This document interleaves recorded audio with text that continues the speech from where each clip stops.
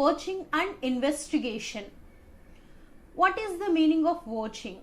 Watching అంటే ఏమిటో తెలుసుకుందాం. Documentary evidence of entries in the books of accounts. Watching means the documentary evidence of the business transaction. ఒక వ్యాపార వ్యవహారము జరిగింది అని చెప్పటానికి సాక్ష్యంగా ఉండే పత్రాన్నే వాచింగ్ అంటారు. Watching is the evidence for recording the transaction in the books of accounts. For example, goods purchase చేశాము. గూడ్స్ పర్చేస్ చేసినప్పుడు ఆ షాప్ అతను ఇచ్చేటటువంటి ఇన్వాయిస్నే వోచర్ అంటారు. మనం గూడ్స్ పర్చేస్ చేసినప్పుడు షాప్ అతను ఇచ్చేటటువంటి ఆ పర్చేస్ని సపోర్ట్ చేస్తూ అతను ఇచ్చేటటువంటి స్లిప్నే వోచర్ అంటారు. ఆ వోచర్ని బేస్ చేసుకుని జర్నల్ ఎంట్రీస్ రాస్తారు. తర్వాత లెడ్జర్ పోస్టింగ్ అనేది జరుగుతుంది. సో బిజినెస్ ట్రాన్సాక్షన్స్ బుక్స్లో ఫస్ట్ రికార్డ్ చేయాలి అంటే మెయిన్గా కావాల్సింది voucher. So that voucher is the evidence for occurring in the business transaction. The transaction was recorded in the books of accounts. వ్యాపార వ్యవహారం జరిగినది అని చెప్పటానికి పత్ర సహిత ఆధారమైనటువంటి పత్రాలనే వోచర్లు అంటారు. ఆ పత్రాలను ఆధారంగా చేసుకుని వ్యాపారంలో మొదట చిట్టా పొద్దులను రాసి ఆ తర్వాత ఆవజ్జాలను తయారు చేస్తారు. Voucher is the back bone of the auditing. Watching అనేది ఆడిటింగ్ కి బ్యాక్ బోన్. బికాస్ వోచర్లు అన్నీ కరెక్ట్ గా ఉన్నట్లయితే అకౌంట్స్ అన్నీ కరెక్ట్ గా ఉన్నట్లే. If the voucher was not occur but the transaction was recorded in the books, it was duplication transaction. వోచర్లను బట్టే వ్యాపార వ్యవహారాలను చిట్టా పుస్తకాలలో రాస్తారు. వోచర్లు లేనిదే చిట్టాలు రాయటం అనేది కుదరదు. కాబట్టి వోచర్లను బట్టి జర్నల్ ఎంట్రీస్ని వెరిఫై చేయాలి. అందువల్ల వోచర్లు అనేది ఆడిటింగ్కి బ్యాక్ బోన్ అని చెప్పొచ్చు. First of all the auditor critically examine the vouchers in the business. After that vouchers was correctly recorded in the journal or not, with serial wise and date wise. మొదటిగా వోచర్లను verify చేసి ఆ వోచర్లన్నీ కూడా చిట్టా పుస్తకాలలో సరిగా record అయినాయా లేదా auditor check చేసుకోవాలి. కాబట్టి వోచర్ అనేది క్లియర్గా ఉన్నట్లయితే ఆడిటింగ్ అనేది ఎఫిషియెంట్గా జరిగినట్లు చెప్పొచ్చు. Next, types. వోచర్స్ని ఎన్ని టైప్స్గా డివైడ్ చేసుకోవచ్చు? Types of vouchers. The vouchers are mainly divided into two types. That was primary voucher, collateral vouchers. వోచర్స్ని రెండు రకాలుగా విభజించడం జరిగింది. అవి primary vouchers, collateral vouchers. First, primary vouchers. Primary voucher means the submission of the original document. The submission of the original document is called the primary voucher. ఒక వ్యవహారానికి సమర్థిస్తూ original డాక్యుమెంట్ని submit చేస్తే దాన్ని ప్రైమరీ వోచర్ అంటారు. సరుకును కొన్నాము, సరుకు కొన్నప్పుడు కొనుగోలు చేసినటువంటి ఒరిజినల్ రిసిప్ట్ని మనం సబ్మిట్ చేస్తే దాన్ని ప్రైమరీ వోచర్ అంటారు, ప్రాథమిక వోచర్ అంటారు. Primary voucher means the submission of the original document. Next one, collateral vouchers. Collateral vouchers means in some situations original document or vouchers was not available. In that situation they submit the Xerox copies or carbon copies to the transaction. కొన్ని సందర్భాలలో originals అందుబాటులో ఉండవు. అలాంటి సందర్భాలలో ఆ ట్రాన్సాక్షన్ని support చేస్తూ xerox కాపీలు కానివ్వండి, కార్బన్తో రాసినటువంటి పేపర్లను కానివ్వండి సబ్మిట్ చేయడం జరుగుతుంది. దాన్ని కొలాటరల్ వోచర్స్ అంటారు.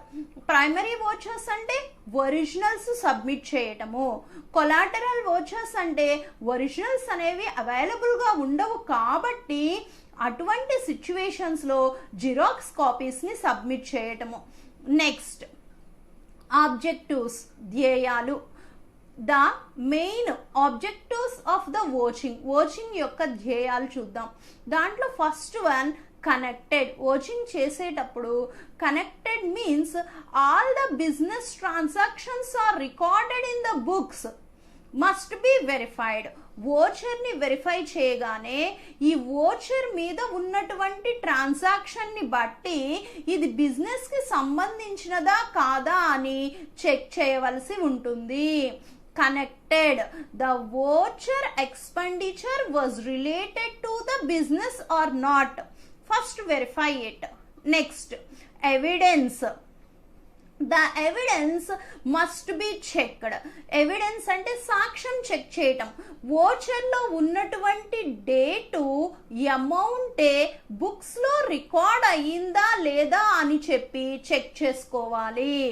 వోచర్లో ఉన్న డేట్ మనం జర్నల్ ఎంట్రీస్లో వేయాలి. వోచర్లో ఉన్న అమౌంటే జర్నల్ ఎంట్రీస్లో రికార్డ్ రావాలి. అలా ఉందా లేదా చెక్ చేసుకోవాలి. Next verification. The verification must be done. Verification అనేది కరెక్ట్గా చేయాలి. వోచర్స్ అన్నీ కూడా జర్నల్గా రికార్డ్ చేశారా, లెడ్జర్గా పోస్ట్ చేశారా లేదా అన్నది వెరిఫికేషన్ చేసుకోవాలి. All the vouchers must be recorded in journal, later it was posted into the ledger or not. Next, division. They give any division. ఇక్కడ division ఏమైనా ఇచ్చారా? Division means capital expenditure, revenue expenditures ఉంటాయి.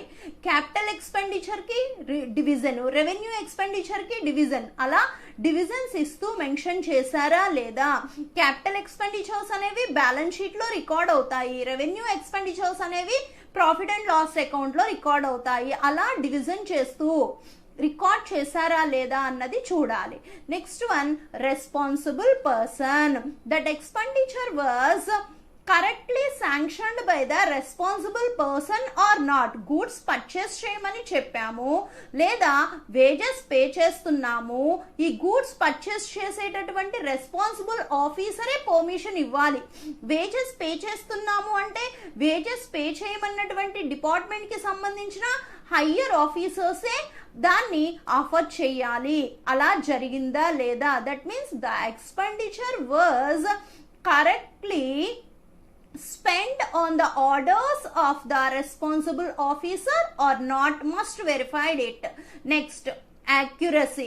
Accuracy means the totaling and exact posting. The transaction was recorded in debit or and credit was correctly recorded or not. Its verification is called accuracy. Accuracy అంటే ఆవర్జాల యొక్క నిల్వలను సరిగా తేల్చాలా లేదా, debit రాయాల్సింది సరిగా రాశారా, credit పడవలసింది కరెక్ట్గానే రాశారా, అన్ని పుస్తకాలు కరెక్ట్గా నిల్వ తేల్చడం జరిగిందా లేదా అన్న విషయాలను చెక్ చేయడాన్ని ఖచ్చితత్వము అంటాము. సో వాచింగ్ యొక్క ఆబ్జెక్టివ్స్ కనెక్టెడ్ బిజినెస్ ట్రాన్సాక్షన్ అవునా కాదా అని సరిచూడాలి. ఎవిడెన్స్. బిజినెస్ లో ట్రాన్సాక్షన్ రికార్డ్ చేసినప్పుడు ఆ ట్రాన్సాక్షన్ కి ఆధారమైన వోచర్ ఉందా, వోచర్ లేనటువంటి ట్రాన్సాక్షన్స్ రికార్డ్ అయినాయా. వెరిఫికేషన్. వోచర్ లో ఉన్నటువంటి డేటు అమౌంటే ఇక్కడ రాశారా అవన్నీ వెరిఫై చేసుకోవాలి. Division. Capital expenditure, revenue expenditure division ఇచ్చారా లేదా. Responsible person. ఆ ఎక్స్పెండిచర్ రెస్పాన్సిబుల్ పర్సన్ యొక్క అథారిటేటివ్ మేరకు జరిగిందా లేదా. Accuracy means the checking of totalling amount, debit balance and credit balance. అన్ని బుక్స్ కూడా ఇక్కడ వెరిఫై చేసుకోవాల్సి ఉంటుంది. Okay. The next point, points to be noted while watching. Points to be noted while watching. Watching చేయబోయే ముందు auditor ఏ పాయింట్స్ని జ్ఞప్తిలో ఉంచుకుని watching చేయాలి. వాచింగ్ చేయబోయే ముందు ఏ విషయాలను దృష్టిలో పెట్టుకుని వాచింగ్ చేస్తే బాగుంటుంది అని. ఎందుకని అంటే watching is the back bone of the auditing. If the watching was done effectively the auditing work is also become the effective. So while watching the business transaction, the auditor must remind these points. Watching అనేది auditing కి చాలా ముఖ్యమైనది. Watching సమర్థవంతంగా చేస్తే auditing work కూడా సమర్థవంతంగా జరుగుతుంది. అందువల్ల ఆడిటరు వాచింగ్ చేయబోయే ముందు ఈ విషయాలన్నింటినీ కూడా జ్ఞప్తిలోనికి తెచ్చుకోవలసి ఉంటుంది. దాంట్లో first point arranged serially. Before watching the business transactions, the auditor passed some instructions to the client. All the vouchers must be arranged in serially. Before watching the business transactions, the auditor passed some instructions to their client. Arranged all the vouchers in serial wise and date wise. Watching చేయబోయే ముందు auditor తన క్లయింట్కు కొన్ని ఆదేశాలు ఇస్తాడు. అవి ఏమిటంటే వ్యాపారంలో ఉన్నటువంటి వోచర్లన్నింటినీ కూడా serial number wise date number wise arrange చేసి ఉంచమని. వాచింగ్ జరిగేది ఫుల్ ఇయర్ అండి. ఫుల్ ఇయర్ ఒక సంవత్సరం మొత్తానికి ఉన్నటువంటి వోచర్లన్నీ వెరిఫై చేయాలి. సంవత్సరము అంటే జనవరి నుంచి డిసెంబర్ వరకు వ్యాపారంలో జరిగిన ప్రతి వ్యవహారాన్ని ఇక్కడ వెరిఫై చేస్తాడు. ఆడిటర్ ఏం చేస్తాడు, వాచింగ్ చేయబోయే ముందు జనవరి, ఫిబ్రవరి ఇలా ప్రతి నెలకి సంబంధించిన వోచర్లను సీరియల్ నెంబర్ వైజ్ అంటే వోచర్స్ కి నెంబరింగ్ ఇస్తారు. వోచర్ అంటే ఇలా ఉంటుంది. ఈ వోచర్ కి నెంబర్ 1 to 1 ఇయర్ ని బట్టి ఉంటుంది. 1 to 1 ఆ తర్వాత 1 to 2 ఇలా వోచర్స్ నెంబరింగ్ అనే ఉంటుంది. సీరియల్ నెంబర్ వైజ్ వోచర్స్ ఉండాలి. మంత్ అండ్ డేట్ అంటే జనవరి 1st డేటు, జనవరి 2nd డేటు అలా డిసెంబర్ వరకు. So before starting the watching the auditor instruct to the client the arrange the vouchers in serial number wise and date wise. Serial number ప్రకారము, నెలవారీ ప్రకారము సంస్థలో జరిగిన వోచర్లన్నింటినీ కూడా arrange చేయమని ఆర్డర్ పాస్ చేయవలసి ఉంటుంది. Next stamped or tick mark. Stamped or tick mark. If the voucher was verified, ఒక వోచర్ అనేది వెరిఫై అవ్వగానే ఈ వోచర్ ని మనం చెక్ చేసాము అని చెప్పి ఒక స్టాంప్ వేయటం కానీ లేదా టిక్ మార్క్ చేయటం కానీ చేయాలి. అప్పుడు ఇదే వోచర్ ని మళ్ళీ వాళ్ళు సబ్మిషన్ చేయకుండా ఉంటారు. After verification of the voucher, the auditor must be stamped or tick mark. It means it was already verified. చూడగానే ఈ వోచర్ ఆల్రెడీ వెరిఫై అయిపోయింది అని ఆడిటర్ కి తెలుస్తుంది. నెక్స్ట్ వన్ అండి, words and figures. Words and figures voucher మీద ఉన్నటువంటి words figures రెండు కూడా చెక్ చేయాలి. వోచర్ మీద ఇక్కడ సీరియల్ నెంబర్ ఉంటుంది, ఇక్కడ వచ్చేటప్పటికి మంత్ డేటు ఉంటుంది. The next relevant expenditure record చేస్తారు. ఆ ఎక్స్పెండిచర్ 1000 అని ఉంది. సో 1000 ఓన్లీ అని చెప్పి రాస్తారు. ఇప్పుడు ఆడిటర్ ఏం చేయాలి, ఇక్కడ వర్డ్స్ చూడాలి. ఓకే 1000 ఉంది. తర్వాత ఏం చూడాలి, ఫిగర్స్ అంటే 1000 ఉందా లేదా. వర్డ్స్ అంటే 1000, figures means numerical number verification. 1000 అన్నది ఫిగర్స్ అండి. అంటే న్యూమరికల్ నెంబర్స్ 1000 అని ఉంది. రాయటం కూడా వర్డ్స్ లో కూడా ఏమని రాయాలి, 1000 ఓన్లీ అని రాయాలి. అంటే ఇవి రెండు కూడా ఒకే రకంగా ఉన్నాయా లేదా చెక్ చేయాలి. The auditor must check the numerical numbers and words రెండు ఒకే రకంగా ఉండాలి. ఇన్ కేస్ ఇక్కడ 1000 అని రాశారు, కానీ ఇక్కడ 2000 అని రాశారు, 2000 అని రాశారు. అంటే వోచర్ మీద ఉన్న సంఖ్య ఏమో 1000, వాళ్ళు రాసిన వర్డ్స్ ఏమో 2000. రెండు వేరియేషన్స్ ఉన్నాయి. అలా రెండు వేరియేషన్స్ ఉంటే వాటిని ఇన్వెస్టిగేషన్ కోసం పాస్ ఆన్ చేయవలసి ఉంటుంది. ఎందుకు ఇలా వేరియేషన్స్ వచ్చినాయని కనుక్కోవడం కోసము పాస్ ఆన్ చేయాలి. Words and figures means the auditor verify the words must be supported with the figures or not. If any variation was arised that voucher was sent for future investigation. సంఖ్యలు పదాలు ఒకే రకంగా ఉంటే okay, సంఖ్యలు పదాలు ఒకే రకంగా లేకపోతే దాన్ని తర్వాత ఇన్వెస్టిగేషన్ కోసం పంపవలసి ఉంటుంది. నెక్స్ట్ అండి, ప్రాపర్ డివిజన్. ప్రాపర్ డివిజన్, ఇక్కడ డివిజన్ అనేది చెయ్యాలి. డివిజన్ అంటే any personal expenditure of the owner was recorded as a business transaction. అంటే యజమాని తన సొంత ఖర్చును వ్యాపార ఖర్చుగా రాశాడా అన్న విషయాన్ని చూసుకోవాలి. Any personal expenditure was recorded as a business expenditure. That division must be given. Division ఎలా ఇస్తారు అంటే పర్సనల్ ఎక్స్పెండిచర్స్ ని డ్రాయింగ్స్ గా మెన్షన్ చేసి వాళ్ళ క్యాపిటల్ అకౌంట్స్ లో పాస్ ఆన్ చేయాలి. అదే బిజినెస్ ఎక్స్పెండిచర్ అయితే జర్నల్లో రాసి లెడ్జర్ కి ట్రాన్స్ఫర్ చేయాలి. అలా ప్రాపర్ డివిజన్ జరిగిందా లేదా వెరిఫై చేయాలి. Proper division means they give a proper division to the business expenditure and personal expenditure. సొంత ఖర్చులు వ్యాపార ఖర్చులకు సంబంధించి భేదాలు చూయించారా లేదా అన్నది చూడాలి. Next one, special ticks. Special ticks. The special ticks must be used but the voucher was not fully satisfied.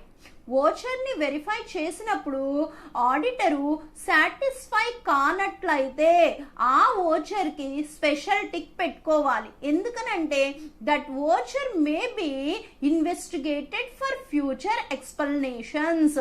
ఈ వోచర్ సరిగా లేదు, తరువాత సిబ్బందిని అడిగి సమాచారం తెలుసుకుని అప్పుడు దాన్ని అనుమతించాలా లేదా నిర్ణయించుకుంటాడు. అందువల్ల ఏదైనా వోచర్ వెరిఫికేషన్ లో గనక సందేహాలుంటే స్పెషల్ టిక్ ని యూజ్ చేసుకోవాలి. తర్వాత certified. All the vouchers must be certified with the special officers or not. సంస్థలో జరిగే ప్రతి ఖర్చు కూడా ఆ ఖర్చు చేసేటటువంటి అధికారి యొక్క అనుమతితో జరిగినదా లేదా అని తెలుసుకోవాల్సి ఉంటుంది. The expenditure must be done with the permission of the officers. ఈ వోచర్ పాస్ చేయమని ఆయన చెప్పారా, అతని యొక్క అనుమతి ఉన్నదా లేదా చూసుకోవాలి. తర్వాత missing vouchers. Missing vouchers. The business transaction was recorded but the voucher was not submitted. వ్యాపారంలో వ్యవహారం రాశారు, ఆ రాసిన వ్యవహారానికి వోచర్ లేదు. అలా మిస్ అయిన వోచర్లన్నింటినీ కూడా అతను వేరే లిస్టుగా రాసుకోవాలి. బిజినెస్ ట్రాన్సాక్షన్ రికార్డ్ చేసి ఆ ట్రాన్సాక్షన్స్ కి వోచర్ మిస్ అయితే అలా ఏ ట్రాన్సాక్షన్స్ ఉన్నాయి, ఏ serial number of vouchers miss అయినాయి అన్న విషయము రికార్డ్ చేసుకోవాల్సి ఉంటుంది. Next, all expenses. ఆల్ expenses. All the expenses must be recorded in the business or not. Business లో చేసిన ప్రతి ఖర్చును కూడా ఇక్కడ రికార్డ్ చేశారా లేదా అంటే వోచర్, ఆ వోచర్ రికార్డ్ అయిందా లేదా, రికార్డ్ కాకుండా వోచర్స్ ఏమైనా స్లిప్ అయినాయా అని చెప్పి చూసుకోవాల్సి ఉంటుంది. Next revenue stamp. The any amount received from others 20 or more than must be bared the revenue stamp. ఇతరుల నుంచి సంస్థకి 20 కానీ అంతకన్నా ఎక్కువ డబ్బులు వచ్చినట్లయితే ఆ రిసిప్ట్ మీద రెవెన్యూ స్టాంపును ఖచ్చితంగా అతికించవలసి ఉంటుంది. Any amount received 20 or more than that voucher must be bared the revenue stamp. ఆ voucher కి తప్పనిసరిగా రెవెన్యూ స్టాంప్ అనేది ఉండవలసి ఉంటుంది. Next principles. while recording the transaction they follow the principles. Business transaction ని రికార్డ్ చేసేటప్పుడు డబుల్ ఎంట్రీ సిస్టమ్ యొక్క principles follow అయ్యారా లేదా. Double entry system principles means capital expenditure ని క్యాపిటల్ ఎక్స్పెండిచర్ గా రాయాలి, రెవెన్యూ ఎక్స్పెండిచర్ ని రెవెన్యూ ఎక్స్పెండిచర్ గా రాయాలి. ఇన్ కేస్ ఫర్నిచర్ పర్చేస్ చేశారనుకోండి అది క్యాపిటల్ ఎక్స్పెండిచర్ అవుతుంది. గూడ్స్ పర్చేస్ చేస్తే అది రెవెన్యూ ఎక్స్పెండిచర్ అవుతుంది. అలాంటి క్లారిఫికేషన్స్ ఇచ్చారా లేదా. Principle means the double entry system principle was applied while recording the business transaction or not. వ్యాపార వ్యవహారాన్ని రాసేటప్పుడు జంట పొద్దు విధాన సూత్రాలను అమలుపరిచారా లేదా అంటే మూలధన ఖర్చు రాబడి ఖర్చు విడిగా రాశారా లేదా అన్నది చూసుకోవాల్సి ఉంటుంది. Next one classifications. Next one, classifications. All the business transactions must be classified. Business transactions అన్ని కూడా క్లాసిఫై చేయాలి. అంటే ఆ క్లాసిఫికేషను జర్నల్లో రికార్డ్ అయిన తర్వాత లెడ్జర్లో పోస్ట్ చేయవలసినవి లెడ్జర్లో రాయాలి, సబ్సిడరీ బుక్స్లో రాయవలసినవి సబ్సిడరీ బుక్స్లో రాయవలసి ఉంటుంది. After that some transactions was posted in balance sheet. అలా క్లాసిఫికేషన్స్ ఇస్తూ ప్రతి ట్రాన్సాక్షన్ ని కూడా రికార్డ్ చేశారా లేదా. కొన్నిసార్లు జర్నల్లో రాస్తారు, లెడ్జర్లో పోస్ట్ చేయడం మర్చిపోవచ్చు. అలా ఏమైనా సరే ఉన్నాయా అన్న విషయాన్ని చూసుకోవాల్సి ఉంటుంది. Next alteration. ఆల్టరేషన్ మీన్స్ మార్చడం. వోచర్ మీద ఒక అంకెను రాసి కొట్టేసి మళ్ళీ ఇంకో అంకెను రాస్తారు. దీన్ని ఆల్టరేషన్ అంటాము. అంటే మొదటి రాసిన దాన్ని కొట్టేసి మళ్ళీ రికార్డ్ చేయటం లేదా రాసినటువంటి దాన్ని సరిచేయటము, దీన్ని ఆల్టరేషన్ అంటాము. ఇన్ కేస్ ఏదైనా వోచర్స్ మీద ఇలా ఆల్టరేషన్స్ ఉంటే దానికి సంబంధించిన ఎక్స్ప్లెనేషన్స్ ని ఆఫీస్ స్టాఫ్ నుంచి ఆడిటర్ తీసుకోవాల్సి ఉంటుంది. ఓకే, వోచింగ్ చేయబోయే ముందు ఆడిటర్ ఈ పాయింట్స్ అన్నింటినీ కూడా రిమైండ్ చేసుకోవాలి. ఫస్ట్ సీరియల్ నెంబర్లో వోచర్స్ ని అరేంజ్ చేయమని క్లయింట్ కి ఆదేశం ఇవ్వాలి. స్పెషల్ టిక్స్ ఆర్ మార్క్స్ అనేవి యూజ్ చేయాలి. వోచర్ వెరిఫై చేయగానే స్పెషల్ టిక్ కానీ మార్క్ కానీ యూజ్ చేయాలి. వోచర్ మీద ఉన్నటువంటి వర్డ్స్ ఫిగర్స్లు రెండు సమానంగా ఉన్నాయా లేదా అని చెక్ చేయాలి. ఏమైనా వేరియేషన్స్ ఉంటే ఫ్యూచర్ ఇన్వెస్టిగేషన్ కోసం పంపవలసి ఉంటుంది. Proper division. ఇక్కడ బిజినెస్ ఎక్స్పెండిచర్ని బిజినెస్ ఎక్స్పెండిచర్గా రాయాలి. ప్రొప్రైటర్ యొక్క పర్సనల్ ఎక్స్పెండిచర్ని డ్రాయింగ్గా రాయాలి. అంటే పర్సనల్ ఎక్స్పెండిచర్ని డ్రాయింగ్స్గా కన్సిడర్ చేయాలి, బిజినెస్ ఎక్స్పెండిచర్ని మాత్రమే బిజినెస్లో రాయాలి. అలా డివిజన్ అయ్యిందా లేదా.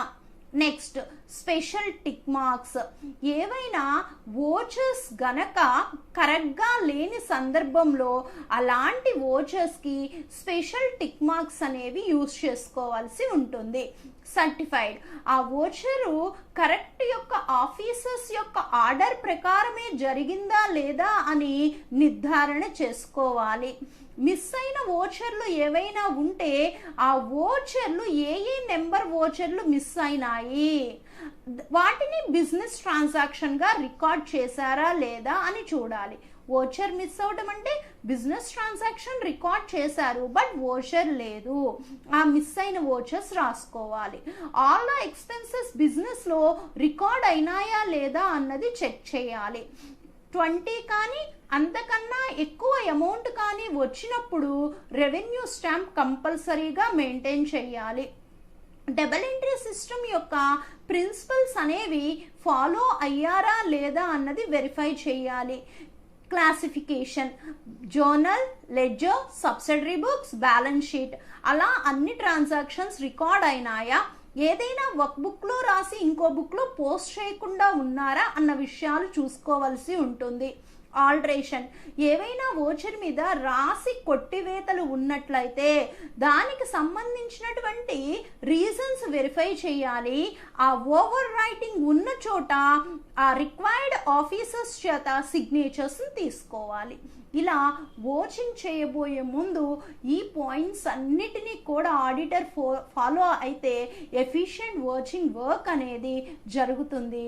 The voucher was very important for auditing work. Next, watching of trading transactions. Watching of trading transactions. Trading means వ్యాపారంలో జరిగేటటువంటి వ్యవహారాలను ఎలా చెక్ చేయొచ్చు. వ్యాపారంలో జనరల్గా ఏం జరుగుతుంది, సరుకు కొంటారు, సరుకు అమ్ముతారు, వేతనాలు చెల్లిస్తారు, ఇతర రెవెన్యూ ఖర్చులుంటాయి. ట్రాన్సాక్షన్స్ అన్నీ కూడా ఎలా వాచింగ్ చేయొచ్చు. ట్రేడింగ్ అంటే కొనటము అమ్మటము అని అర్థం. Trade means buying and selling of goods and services or exchange of goods and services is called a trading. అందువల్ల ట్రేడింగ్ ట్రాన్సాక్షన్స్ని వెరిఫై చేయటము అంటే పర్చేజెస్కి సేల్స్కి సంబంధించినటువంటి ట్రాన్సాక్షన్స్ని వెరిఫై చేయటము అని అర్థము. Watching of trading transactions. Trading అంటే వర్తకము అంటాము. వర్తకము అంటే సరుకు కొని దాన్ని ఏం చేస్తారు, అమ్ముతారు. అంటే సంస్థలో జరిగేటటువంటి సరుకు కొనుగోలు అమ్మకాలను తనిఖీ చేయటం అని అర్థము. అందువల్ల ట్రేడింగ్ ట్రాన్సాక్షన్స్ వెరిఫై చేయటము అంటే purchases book, sales book, purchase returns book, sales returns బుక్ని వెరిఫై చేయాలి. కొనుగోలు పుస్తకము, అమ్మకాల పుస్తకము, కొనుగోలు వాపసుల పుస్తకము, అమ్మకాల వాపసుల పుస్తకం వెరిఫై చేయాలి. ఈ పుస్తకాలన్నింటినీ వెరిఫై చేయడాన్ని ట్రేడింగ్ ట్రాన్సాక్షన్స్ వెరిఫికేషన్ అంటారు. Okay, now the auditor first examine system of internal check system is effective or not. Trading ట్రాన్సాక్షన్స్ని వెరిఫై చేయబోయే ముందు ఆడిటరు ఇంటర్నల్ చెకింగ్ సిస్టమ్ని వెరిఫై చేయాలి. Before watching of the trading transactions, the auditor examining the organization internal checking system was work as effective or not. అంతర్గత తనిఖీ విధానం అనేది సంస్థలో సమర్థవంతంగా పనిచేస్తుందా లేదా అన్న విషయాన్ని ఆడిటర్ తెలుసుకోవాలి. If internal check system was working effective, internal check system అనేది effective గా ఉన్నట్లయితే the auditor will conduct the test checking. Internal control system effective గా ఉంటే టెస్ట్ చెకింగ్ యూజ్ చేయొచ్చు. టెస్ట్ చెకింగ్ అంటే ఏదో ఒక ట్రాన్సాక్షన్ని ఏదో ఒక నెల చూసి చెక్ చేస్తాడు. ఇప్పుడు జనవరి నుంచి డిసెంబర్ వరకు ట్రాన్సాక్షన్స్ జరుగుతాయి కదా. టెస్ట్ చెక్ చేయటము అంటే జనవరిలో కొన్ని ట్రాన్సాక్షన్స్ చూస్తాడు, ఆ తర్వాత ఫిబ్రవరిలో కొన్ని ట్రాన్సాక్షన్స్, అంటే ఒక్కొక్క నెలలో కొన్ని చూసి అవి ఆ బుక్లో ఉన్నాయా లేదా టెస్ట్ చేస్తాడు. మొత్తం ట్రాన్సాక్షన్స్ని చూడరు. దాన్నే టెస్ట్ చెక్ చేయటము అంటారు. ఓకే, ఆ టెస్ట్ చెకింగ్ అనేది ఎప్పుడు చేస్తాడు అంటే ఇంటర్నల్ చెక్ సిస్టమ్ ఎఫెక్టివ్గా ఉంటే. ఇంటర్నల్ చెక్ సిస్టమ్ ఎఫెక్టివ్గా ఉంటే ఆడిటరు టెస్ట్ చెకింగ్ చెయ్యొచ్చు. టెస్ట్ చెక్ చేయటము అంటే ఒక్కొక్క ట్రాన్సాక్షన్ని వెరిఫై చేయకుండా తనకు ఇష్టం వచ్చినటువంటి నెల, ఇష్టం వచ్చినటువంటి తేదీలలో వ్యవహారాలను టెస్ట్ చేయటం, దాన్ని టెస్ట్ చెకింగ్ అంటారు.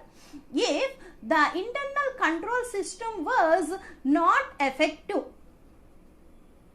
ఇంటర్నల్ చెక్ సిస్టమ్ అనేది ఎఫెక్టివ్గా ఉన్నట్లయితే, ఎఫెక్టివ్ కానట్లయితే, not satisfied, effective internal check system అనేది లేదు, అలాంటప్పుడు ద ఆడిటర్ డీటెయిల్డ్ వెరిఫికేషన్, డీటెయిల్డ్గా ప్రతి ట్రాన్సాక్షన్ని కూడా వెరిఫై చేయాలి. ఇంటర్నల్ చెక్ సిస్టమ్ అనేది ఎఫెక్టివ్గా ఉంటే టెస్ట్ చెక్ని ఫాలో అవ్వచ్చు. ఇంటర్నల్ చెక్ సిస్టమ్ ఎఫెక్టివ్గా లేనట్లయితే డీటెయిల్డ్గా ప్రతి ట్రాన్సాక్షన్ని వెరిఫై చేయాలి. అందువల్ల ఫస్ట్ ఆడిటర్ అనే అతను ఇంటర్నల్ చెక్ సిస్టమ్ యొక్క కండిషన్ని చెక్ చేసుకోవాలి. Once watching of trading transactions means watching of purchases, sales, purchase returns and sales returns. First, while watching, the auditor must observe the internal check system in the organization. Internal check system was effective, they do the test check. If the internal check system was not effective, they detailedly verified each and every transaction. వర్తక వ్యవహారాలను watching చేయటము అంటే కొనుగోలు పుస్తకము, అమ్మకాల పుస్తకము, కొనుగోలు వాపసుల పుస్తకము, అమ్మకాల వాపసుల పుస్తకాలను తనిఖీ చేయటము అని అర్థము. ఈ పుస్తకాలను తనిఖీ చేయబోయే ముందు ఆడిటరు అంతర్గత తనిఖీ పద్ధతి ఎలా ఉన్నదో సంస్థలో చెక్ చేసుకోవాల్సి ఉంటుంది. అంతర్గత తనిఖీ విధానము సమర్థవంతంగా ఉంటే టెస్ట్ చెకింగ్ని యూస్ చేయొచ్చు. అంతర్గత తనిఖీ విధానము సమర్థవంతంగా లేనట్లయితే ప్రతి వ్యవహారాన్ని క్షుణ్ణంగా తనిఖీ చేయవలసి ఉంటుంది. సో అసలు పర్చేజెస్ అన్నవి ఎన్ని టైప్స్గా ఉంటాయి?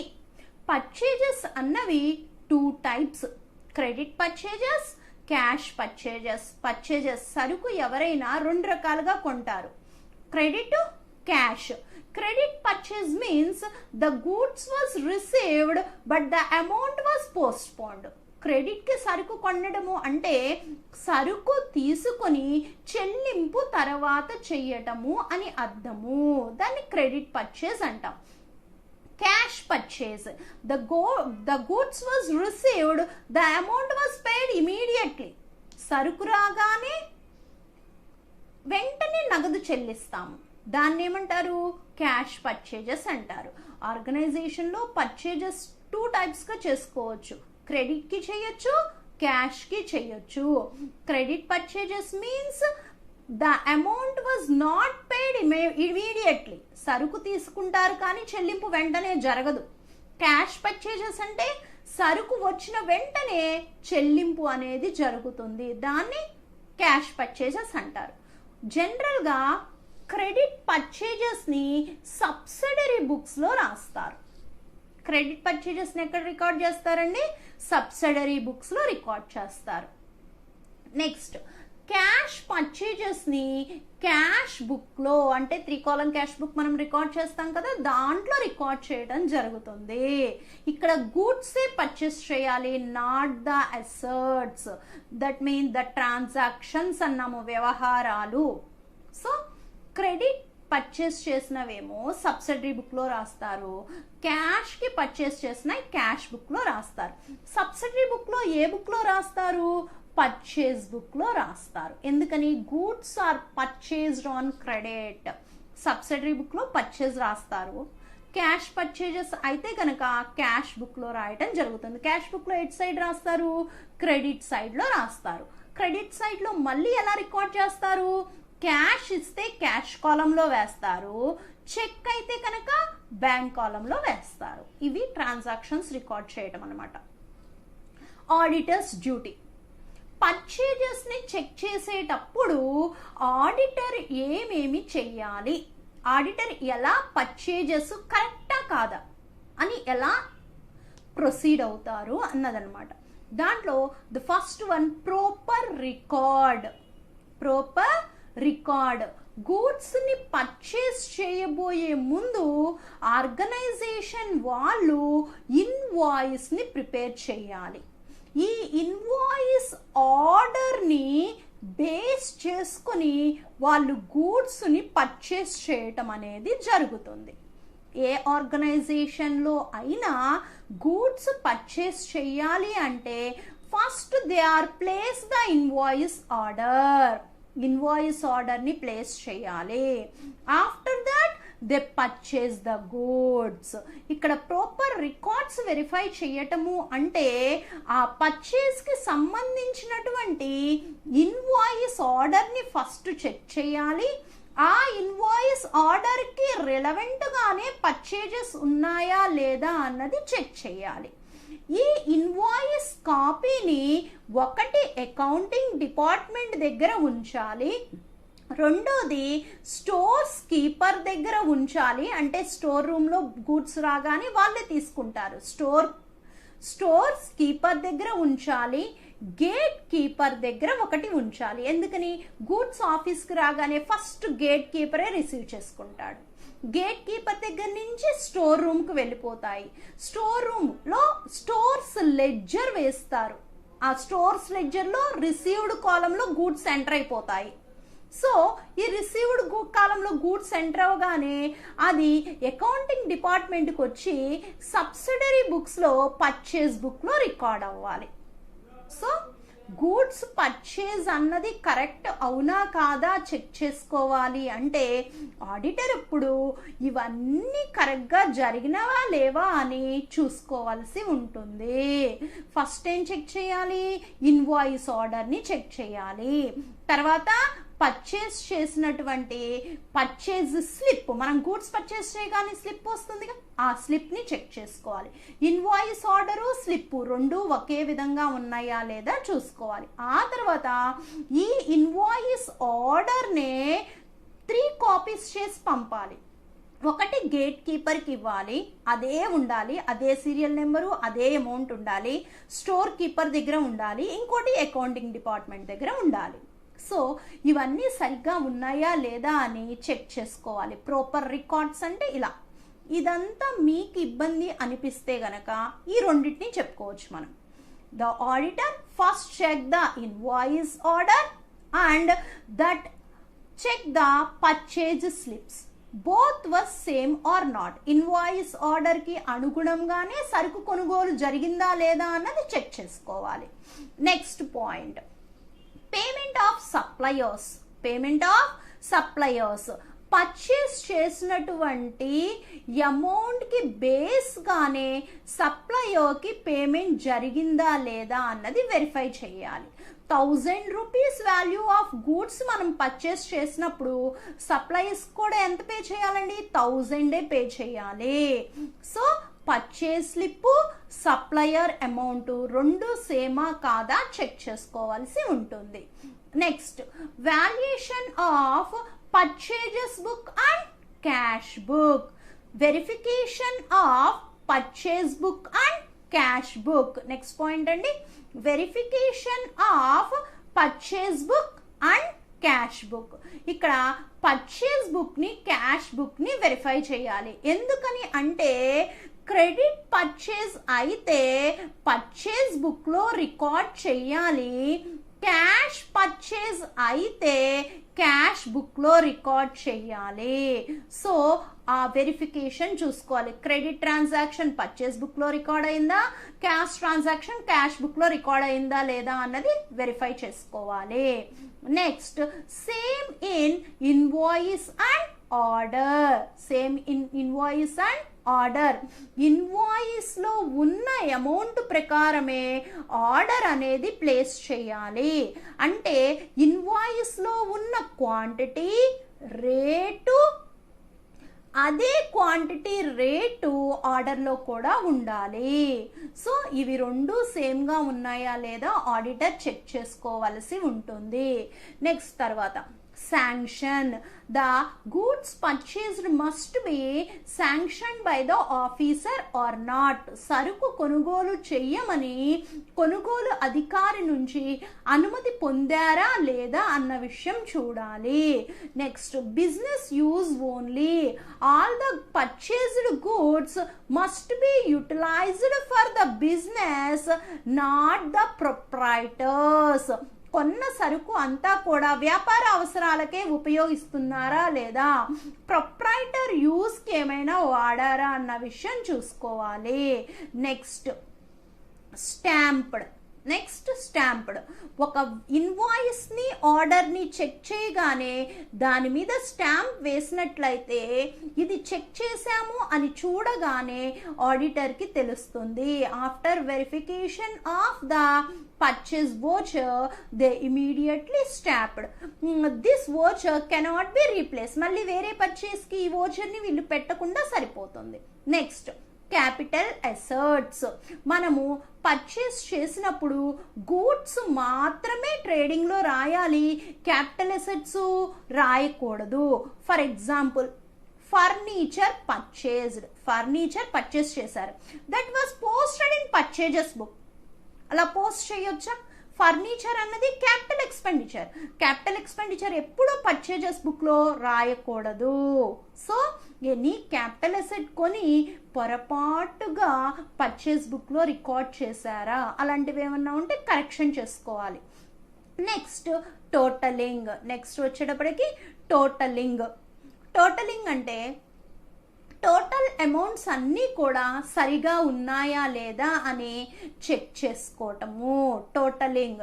సబ్సిడరీ బుక్స్, పర్చేజెస్ బుక్ యొక్క టోటల్ సరిగా ఉందా, వోచర్స్ అన్నిటినీ కూడా వోచర్స్లో క్రెడిట్కి సంబంధించినవన్నీ కూడా పర్చేస్ బుక్లో రికార్డ్ చేశారా, పర్చేజెస్ బుక్లో అన్ని టోటల్ సరిగా ఉన్నాయా లేదా అన్నది వెరిఫై చేసుకోవాలి. సో పర్చేజెస్ అన్నవి 2 టైప్స్ జరగవచ్చు, credit purchase, cash purchase. Credit పర్చేజ్ని సబ్సిడరీ బుక్లో రాస్తాము, క్యాష్ పర్చేజ్ని క్యాష్ బుక్లో రాయటం జరుగుతుంది. క్యాష్ బుక్ అంటే 3 కాలం క్యాష్ బుక్లో రాస్తాము. అది పర్చేస్ చేసినప్పుడు క్యాష్ ఇస్తే క్యాష్ కాలంలో పడుతుంది, చెక్ ఇస్తే బ్యాంక్ కాలంలో పడుతుంది. ఆడిటర్స్ డ్యూటీ ప్రాపర్ రికార్డ్ అంటే ఇన్వాయిస్ ఆర్డర్ రెండు ఒకే విధంగా ఉన్నాయా లేదా, సపోర్ట్ చేస్తున్నాయా లేదా చెక్ చేసుకోవాలి. పేమెంట్ ఆఫ్ ద సప్లయర్, ఈ ఆర్డర్కి అనుగుణంగానే అమౌంట్ చెల్లించాలి మనము, అవి రెండు సమానంగా ఉన్నాయా. Verification of purchase book and cash book. Credit purchases అన్ని పర్చేస్ బుక్లో రాశారా, క్యాష్ పర్చేజెస్ అన్ని క్యాష్ బుక్లో రాశారా లేదా వెరిఫై చేసుకోవాలి. Same in invoice and order. ఇన్వాయిస్లో ఉన్నటువంటి క్వాలిటీ ప్రకారమే గూడ్స్ అనేవి ఇక్కడ రికార్డ్ అయినాయా లేదా అని చెక్ చేసుకోవాలి. ఇన్వాయిస్లో ఉన్న దాని ప్రకారమే మనం ఇక్కడ గూడ్స్ అనేవి తీసుకోవాల్సి ఉంటుంది. ఇన్వాయిస్ ప్రకారమే మనం గూడ్స్ తీసుకోవాలండి. సో ఇన్వాయిస్ అనుగుణంగా జరిగిందా లేదా చూసుకోవాలి. నెక్స్ట్ వచ్చేటప్పటికి శాంక్షన్. హయ్యర్ అఫీషియల్స్ అనుగుణంగానే వాళ్ళ పర్మిషన్తో సరుకులు కొన్నారా లేదా అన్నది చూడాలి. కొన్న సరుకులన్నీ కూడా బిజినెస్కి ఉపయోగించారా లేదా ఏమైనా పర్సనల్గా తీసుకువెళ్ళారా అని చూసుకోవాలి. స్టాంప్డ్. వోచర్ని వెరిఫై చేయగానే అది వెరిఫికేషన్ అయిపోయింది అని స్టాంప్ వేసేసుకోవాలి. క్యాపిటల్ అసెట్స్ని సబ్సిడరీ బుక్స్లో రికార్డ్ చేయకూడదు, వాటిని పర్చేజెస్గా చూడకూడదు. టోటలింగ్స్ అన్నిటినీ కూడా సరి చూడాలి, కరెక్ట్గా ప్రతి వోచరు అమౌంట్ వేశారా, టోటలింగ్ సరిగా ఉందా లేదా అన్నది చెక్ చేసుకోవాల్సి ఉంటుంది.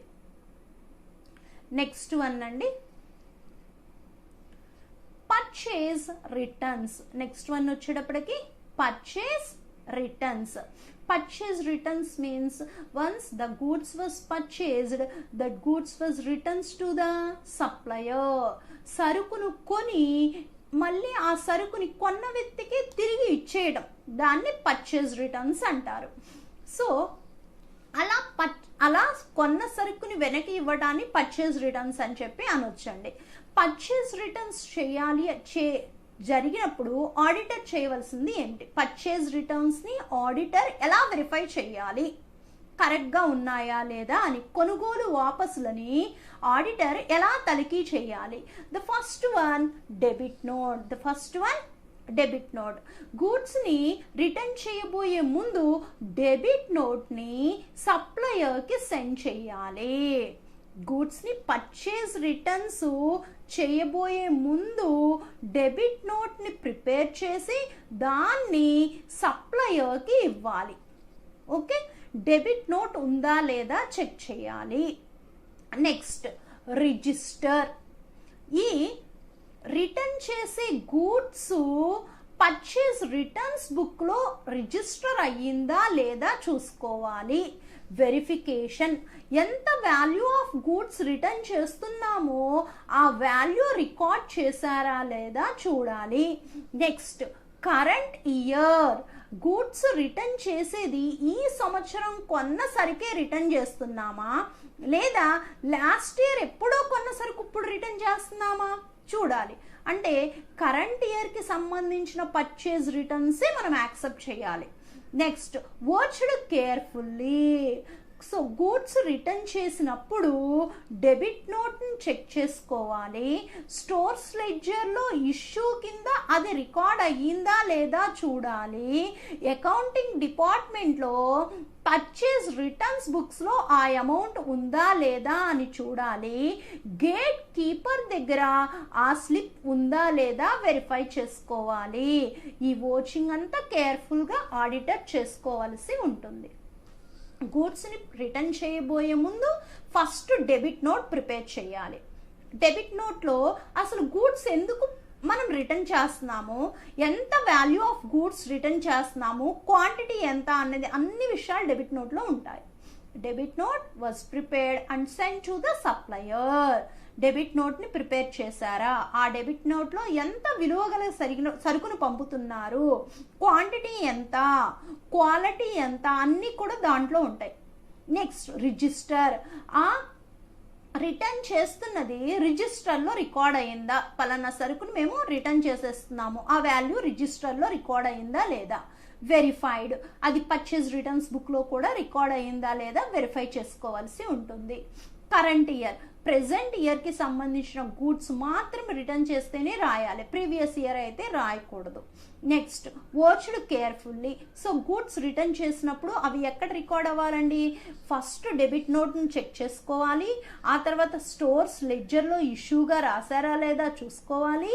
అకౌంటింగ్ డిపార్ట్మెంట్లో పర్చేజ్ రిటర్న్స్ బుక్గా కన్సిడర్ చేసుకోవాలి. తర్వాత గేట్ కీపర్ దగ్గర ఆ రిలవెంట్ స్లిప్ అనేది ఉందా లేదా చూసుకోవాల్సి ఉంటుంది.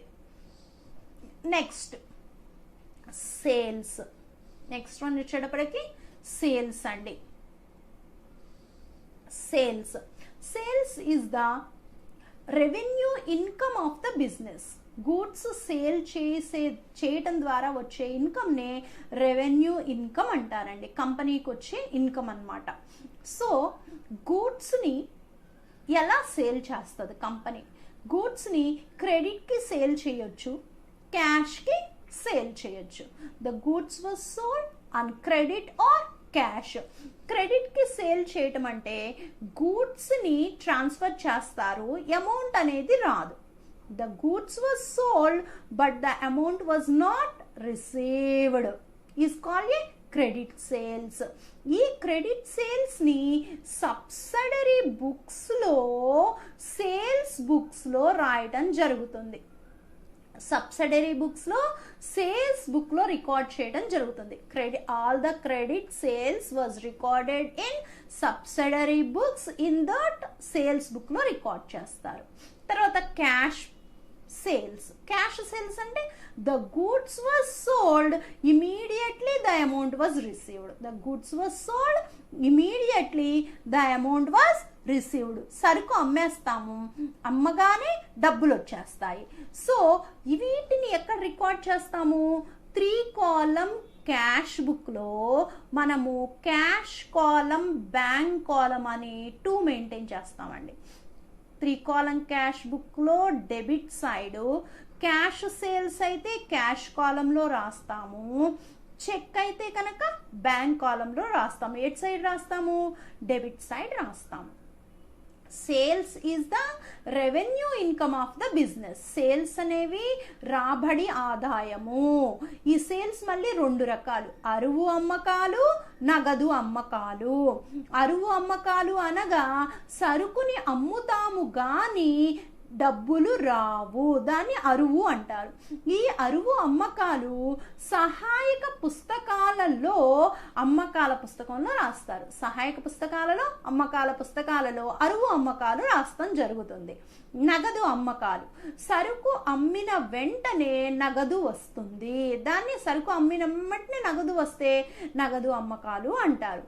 ఆ నగదు అమ్మకాలని 3 వరుసల నగదు పుస్తకంలో డెబిట్ వైపు నగదుకు అమ్ముతే నగదు కాలంలో, చెక్కుకు అమ్ముతే బ్యాంకు కాలంలో రికార్డ్ చేస్తాము. ఓకేనా అండి? నెక్స్ట్ వచ్చేటప్పటికి ఆడిటర్ డ్యూటీ. ఆడిటర్ యొక్క డ్యూటీ, సేల్స్ని వెరిఫై చేసే ముందు ఆడిటర్ ఏమేమి చేయాలి, అతని యొక్క డ్యూటీ అనేది ఎలా ఉంటుంది, ఆడిటర్ యొక్క డ్యూటీ. దాంట్లో copies of invoice, copies of invoice, సేల్స్ని ఇన్వాయిస్ ఆర్డర్ ప్లేస్ చేసుకొని సేల్ చేయడం జరుగుతుంది. ఏ ఆర్గనైజేషన్లో అయినా సేల్స్ ఎలా ఉంటాయి అంటే first they receive the invoice, first they receive the invoice, after that they sold the goods.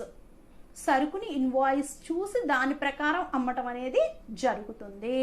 So invoice కాపీస్ని ఫస్ట్ వెరిఫై చేసుకోవాలి ఆడిటర్. ఇన్వాయిస్ ఎంత వచ్చింది, అంత అమ్మకాలు జరిగినాయా లేదా అని ఇన్వాయిస్ కాపీస్ని చెక్ చేసుకోవాలి. Next sale of capital items. Sale of capital items. Capital items means sale of furniture, sale of machinery was not considered as a sale. Only the goods. ఇక్కడ సరుకు అమ్మటము అంటే సరుకు మాత్రమే అమ్మాలండి. మూలధనానికి సంబంధించినవి అంటే యంత్రాలు, ఫర్నిచర్ అమ్మకము అలాంటివి అమ్మకాలుగా పుస్తకంలో రాయకూడదు, అలాంటివి సేల్గా కన్సిడర్ చేయకూడదు. Next test checks. Test check means all the sales was recorded, అంటే ఇన్వాయిస్ని బేస్ చేసుకొని సేల్స్ జరిగినాయా, ఈ సేల్స్ అన్నీ కూడా ప్రాపర్ బుక్స్లో రికార్డ్ చేశారా లేదా అన్నది చూసుకోవాలి.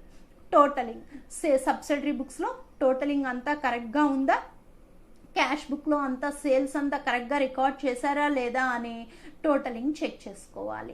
Separate account. సపరేట్ అకౌంట్ ఎప్పుడు మెయింటైన్ చేయాలి అంటే సేల్ చేసినప్పుడు సేల్స్ ట్యాక్స్ కానివ్వండి, అదర్ చార్జెస్ కానీ అయినప్పుడు ఈ సేల్స్ ట్యాక్స్కి, అదర్ ఎక్స్పెన్సెస్కి సపరేట్ అకౌంట్లో రికార్డ్ చేయాలి. When the goods was sold in that time relevant expenditures must be recorded in a separate account.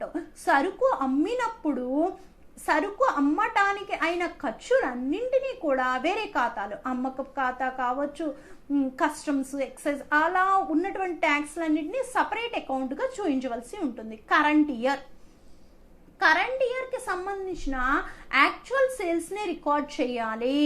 Current year ప్రస్తుత సంవత్సరంలో జరిగిన అమ్మకాలనే తీసుకోవాలి. క్యాన్సిల్డ్ సేల్, కొన్ని సందర్భాల్లో ఆర్డర్ని ప్లేస్ చేస్తారు, కొన్ని సందర్భాల్లో ఆర్డర్ని ప్లేస్ చేస్తారు, బట్ మళ్ళీ ఆర్డర్ని ఏం చేస్తారు, క్యాన్సిల్ చేసేస్తారు. ఆర్డర్ చేసి మళ్ళీ క్యాన్సిల్ చేస్తారు. అలా ఆర్డర్స్ ఏవైనా క్యాన్సిల్ అయినవి ఉంటే వాటిని బుక్స్లో వెరిఫై చేసుకోవాల్సి ఉంటుంది.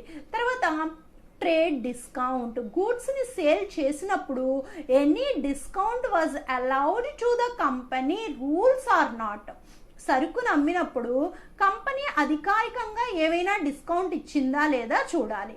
ట్రేడ్ డిస్కౌంట్ అనేది అమౌంట్ లెస్ చేస్తారు కానీ బుక్స్లో చూయించరు. సో అలాంటి డిస్కౌంట్లు ఏమైనా ఉన్నాయా అని వెరిఫై చేసుకోవాల్సి ఉంటుంది.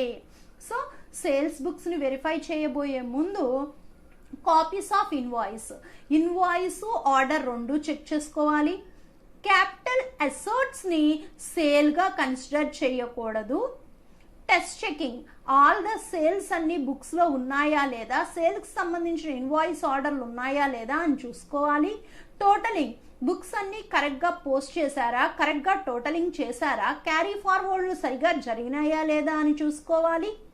Next separate account, sales tax కానివ్వండి, ఆ టైంలో పే చేసినటువంటి ఛార్జెస్ కానీ వేరే అకౌంట్ మెయింటైన్ చేశారా లేదా చూడాలి. కరెంట్ ఇయర్కి సంబంధించిన సేల్స్ని మాత్రమే సేల్స్గా కన్సిడర్ చేయాలి. క్యాన్సిల్డ్ సేల్స్, ఎవరైనా ఆర్డర్ ప్లేస్ చేసి మళ్ళీ ఆ ఆర్డర్ని క్యాన్సిల్ చేయడం జరిగిందా, అలా ఏమేమి ఉన్నాయి, ఏ డేట్లో ఆర్డర్స్ క్యాన్సిల్ అయినాయి, ఎంత వాల్యూ క్యాన్సిల్ అయినాయో చూసుకోవాలి.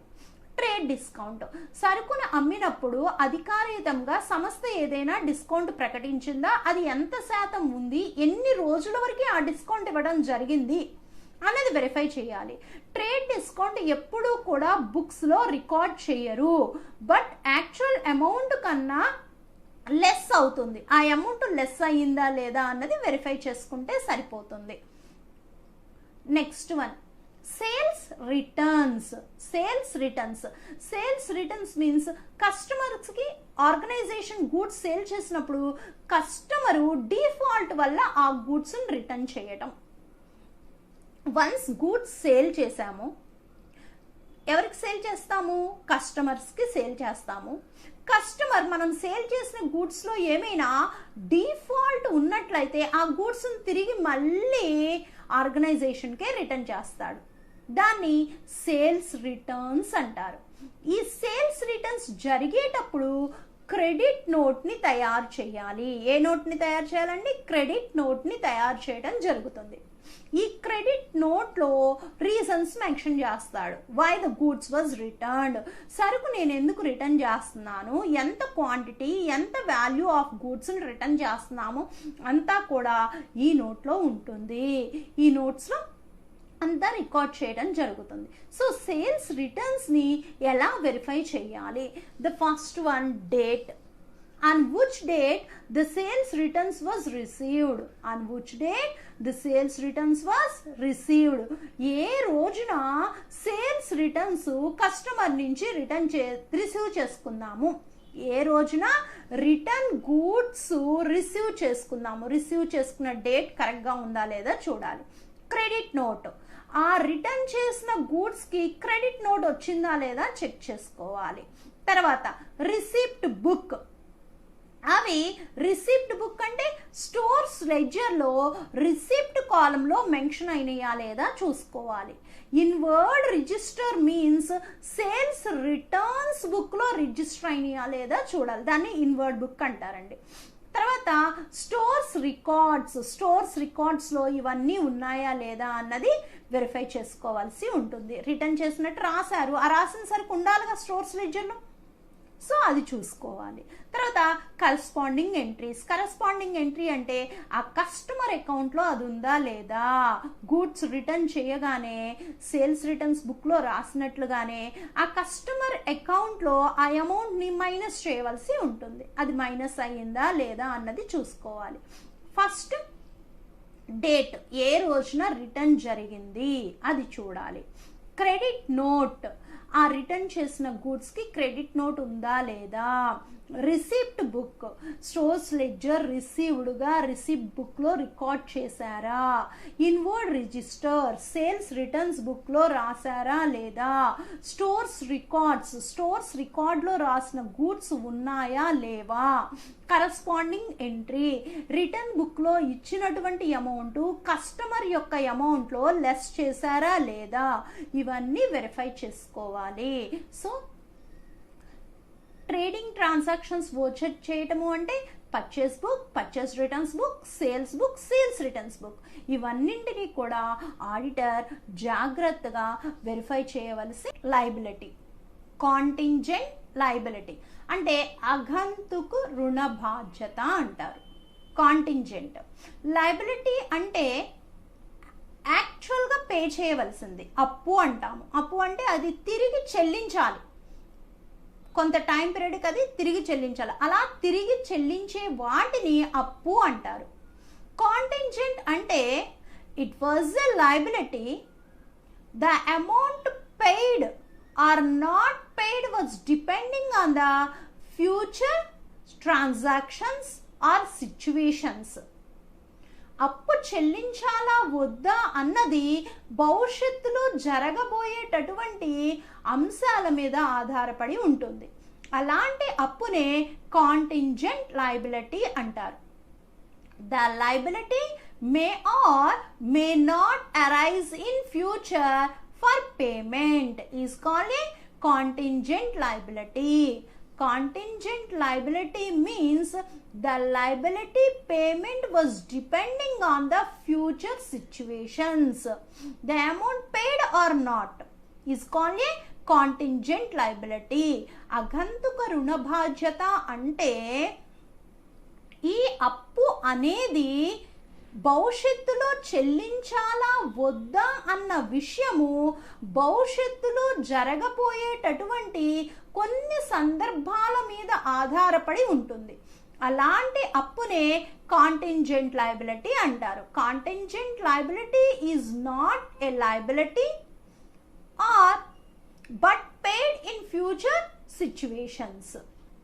For example, బిల్లుని బ్యాంక్లో డిస్కౌంట్ చేశాము. ఓకే, ఇప్పుడు బిల్ ఆనర్ అయ్యింది అనుకోండి, డ్రాయర్ ఆ అమౌంట్ కట్ అవసరం లేదు. అదే బిల్లు డిజానర్ అయితే ఆ అమౌంట్ని ఎవరు పే చేయాలండి? డ్రాయర్ పే చేయాలి.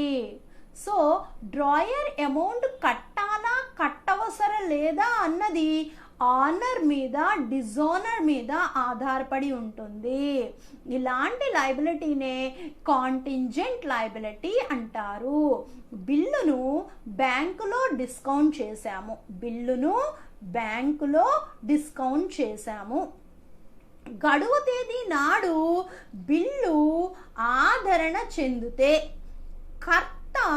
డబ్బులు కట్టవసరం లేదు. అదే బిల్లు అనాదరణ చెందితే కర్త డబ్బులు కట్టాలి. అంటే కర్త డబ్బులు కట్టాలా వద్దా అన్నది ఆదరణ మీద అనాదరణ మీద ఆధారపడి ఉంటుంది. అలాంటి అప్పునే కాంటింజెంట్ లయబిలిటీ అంటారు. Contingent liability is not an actual liability. It may liability or not depending on the future situations. అగంతుకు రుణ బాధ్యత అంటే రుణ బాధ్యత అని కాదు, అది రుణ బాధ్యత అవుతుందా లేదా అన్నది భవిష్యత్తులో జరిగేటటువంటి కొన్ని అంశాల మీద ఆధారపడి ఉంటుంది. కాంటింజెంట్ లయబిలిటీకి కొన్ని examples: penalties, guarantee, disputes. Penalties, కోర్టులో ఏదో కేసు జరుగుతుంది, జడ్జిమెంట్ మన వైపు ఫేవర్గా వస్తే మనం డబ్బులు కట్టవసరంలా. అదే మన వైపు అన్ఫేవర్గా ఉంటే డబ్బులు కట్టాలి. సో పెనాల్టీ మనకు వస్తుందా రాదా అన్నది జడ్జిమెంట్ మీద ఆధారపడి ఉంటుంది. గ్యారంటీ, ఎవరైనా మనీ తీసుకున్నప్పుడు షూరిటీ సైన్ చేశామనుకోండి, డబ్బులు తీసుకున్న వ్యక్తి డబ్బులు కడితే మనం ఏమీ చెల్లించవసరంలా. మనం షూరిటీ సైన్ పెట్టినప్పుడు డబ్బులు తీసుకున్న వ్యక్తి ఆ డబ్బులు కట్టకపోతే అప్పుడు ఆ అప్పు మనమే కట్టవలసి ఉంటుంది. దాన్ని గ్యారంటీస్ అంటారు. డిస్ప్యూట్స్, కోర్టులో ఏవైనా ఆర్గనైజేషన్ మీద డిస్ప్యూట్స్ ఉన్నట్లయితే వాటికి కొంత అమౌంట్ పే చేయాలి. అది ఎప్పుడు జడ్జిమెంట్ అన్ఫేవర్గా ఉంటే మాత్రమే. సో డబ్బులు కట్టాలా వద్దా అన్నది ఫ్యూచర్లో జరిగేటటువంటి సిచ్యువేషన్స్ మీద డిపెండ్ అయి ఉంటుంది. ఆడిటర్స్ డ్యూటీ, కాంటింజెంట్ లయబిలిటీ విషయంలో ఆడిటరు ఎలా వ్యవహరించాలి, అతని బాధ్యత ఎంతవరకు ఉంటుంది. First, list of pending bills. Contingent liability ఉన్నప్పుడు ఆడిటరు ఫస్ట్ ఆర్గనైజేషన్లో ఉన్నటువంటి పెండింగ్ బిల్స్ అన్నిటికీ సంబంధించిన లిస్టును కలెక్ట్ చేసుకోవాలి. తర్వాత బ్యాలెన్స్ షీట్, ఈ పెండింగ్ బిల్స్ లిస్టుకి సంబంధించిన అమౌంట్ బ్యాలెన్స్ షీట్లో ప్రొవిజన్స్ కింద రికార్డ్ అయ్యిందా లేదా అన్నది చెక్ చేసుకోవాల్సి ఉంటుంది. నెక్స్ట్ పెండింగ్ లీగల్ మ్యాటర్స్, కోర్టులో ఆర్గనైజేషన్ మీద ఏమేమి కేసులు జరుగుతున్నాయి, ఆ కేసులు అన్ఫేవర్గా వచ్చినట్లయితే ఎంత అమౌంట్ ఆర్గనైజేషన్ బేర్ చేయవలసి ఉంటుంది. వాటికి సంబంధించిన విషయాలన్నింటినీ కూడా ఆడిటరు తన రిపోర్ట్లో రికార్డ్ చేయాలి. పెండింగ్ బిల్స్ ఏమేమి ఉన్నాయి, బ్యాలెన్స్ షీట్లో ఎగ్జాక్ట్ కాంటింజెంట్ లయబిలిటీకి ప్రొవిజన్ మెయింటైన్ చేస్తున్నారా లేదా, పెండింగ్ లీగల్ మేటర్స్ ఏమేం రన్ అవుతున్నాయి అన్న విషయాలన్నీ కూడా ఆడిటర్ తన రిపోర్ట్లో మెన్షన్ చేయవలసి ఉంటుంది. నెక్స్ట్ వన్ అండి, valuation of stock in trade. Valuation of stock in trade. Stock means it was A raw material. Stock means it was a raw material. It was used for manufacturing the goods. Stock అనేది సరుకు అంటే ముడి పదార్థము, వస్తువులు తయారు చేయడం కోసం దీన్ని ఉపయోగిస్తారు. In some situations it was also semi finished goods. Semi finished గూడ్స్ని కూడా రా మెటీరియల్గానే మనం కన్వర్ట్ చేసుకోవచ్చు, పిలవచ్చు. So stock is maintain for resale. స్టాక్ని ఎందుకు మెయింటైన్ చేస్తారు అంటే రీసేల్ కోసం మెయింటైన్ చేస్తారు. It was a current asset. ఇది కరెంట్ అసెట్ అని చెప్పొచ్చు. Stock is the current asset. It was maintain for resale purpose. Stock is the life line of the business. Raw material లేనిదే బిజినెస్లో ఏ పని కూడా జరగదు. Stock is the lifeline of the business. It was maintained for resale. It is considered as a current asset. Okay? సరుకు అనగా ముడి పదార్థము. వ్యాపార వ్యవహారాల కోసం అంటే వస్తువులు తయారు చేయడం కోసం ఈ ముడి సరుకును ఉపయోగిస్తారు. ఇది కరెంట్ అసెట్గా చెప్పడం అనేది జరుగుతుంది. సాధారణంగా ముడి సరుకులను సగం తయారైన వస్తువులుగా కానీ పూర్తిగా తయారైన వస్తువులుగా కానీ తయారు చేసి అమ్మడం కోసం దీన్ని ఉపయోగిస్తారు. So it was the floating asset. Floating asset means current asset. It is meant for resale. తిరిగి అమ్మటం కోసమే సరుకును నిర్వహిస్తారు. Methods of valuation. స్టాక్ని ఎలా వాల్యూ చేస్తారు, ఆర్గనైజేషన్లో ఉన్నటువంటి స్టాక్ని వాల్యూ చేసే మెథడ్స్, స్టాక్ని వాల్యూ, రా మెటీరియల్స్ని వాల్యూ చేసే పద్ధతులు ఏంటి? Some important methods. Unit cost method. Unit cost method.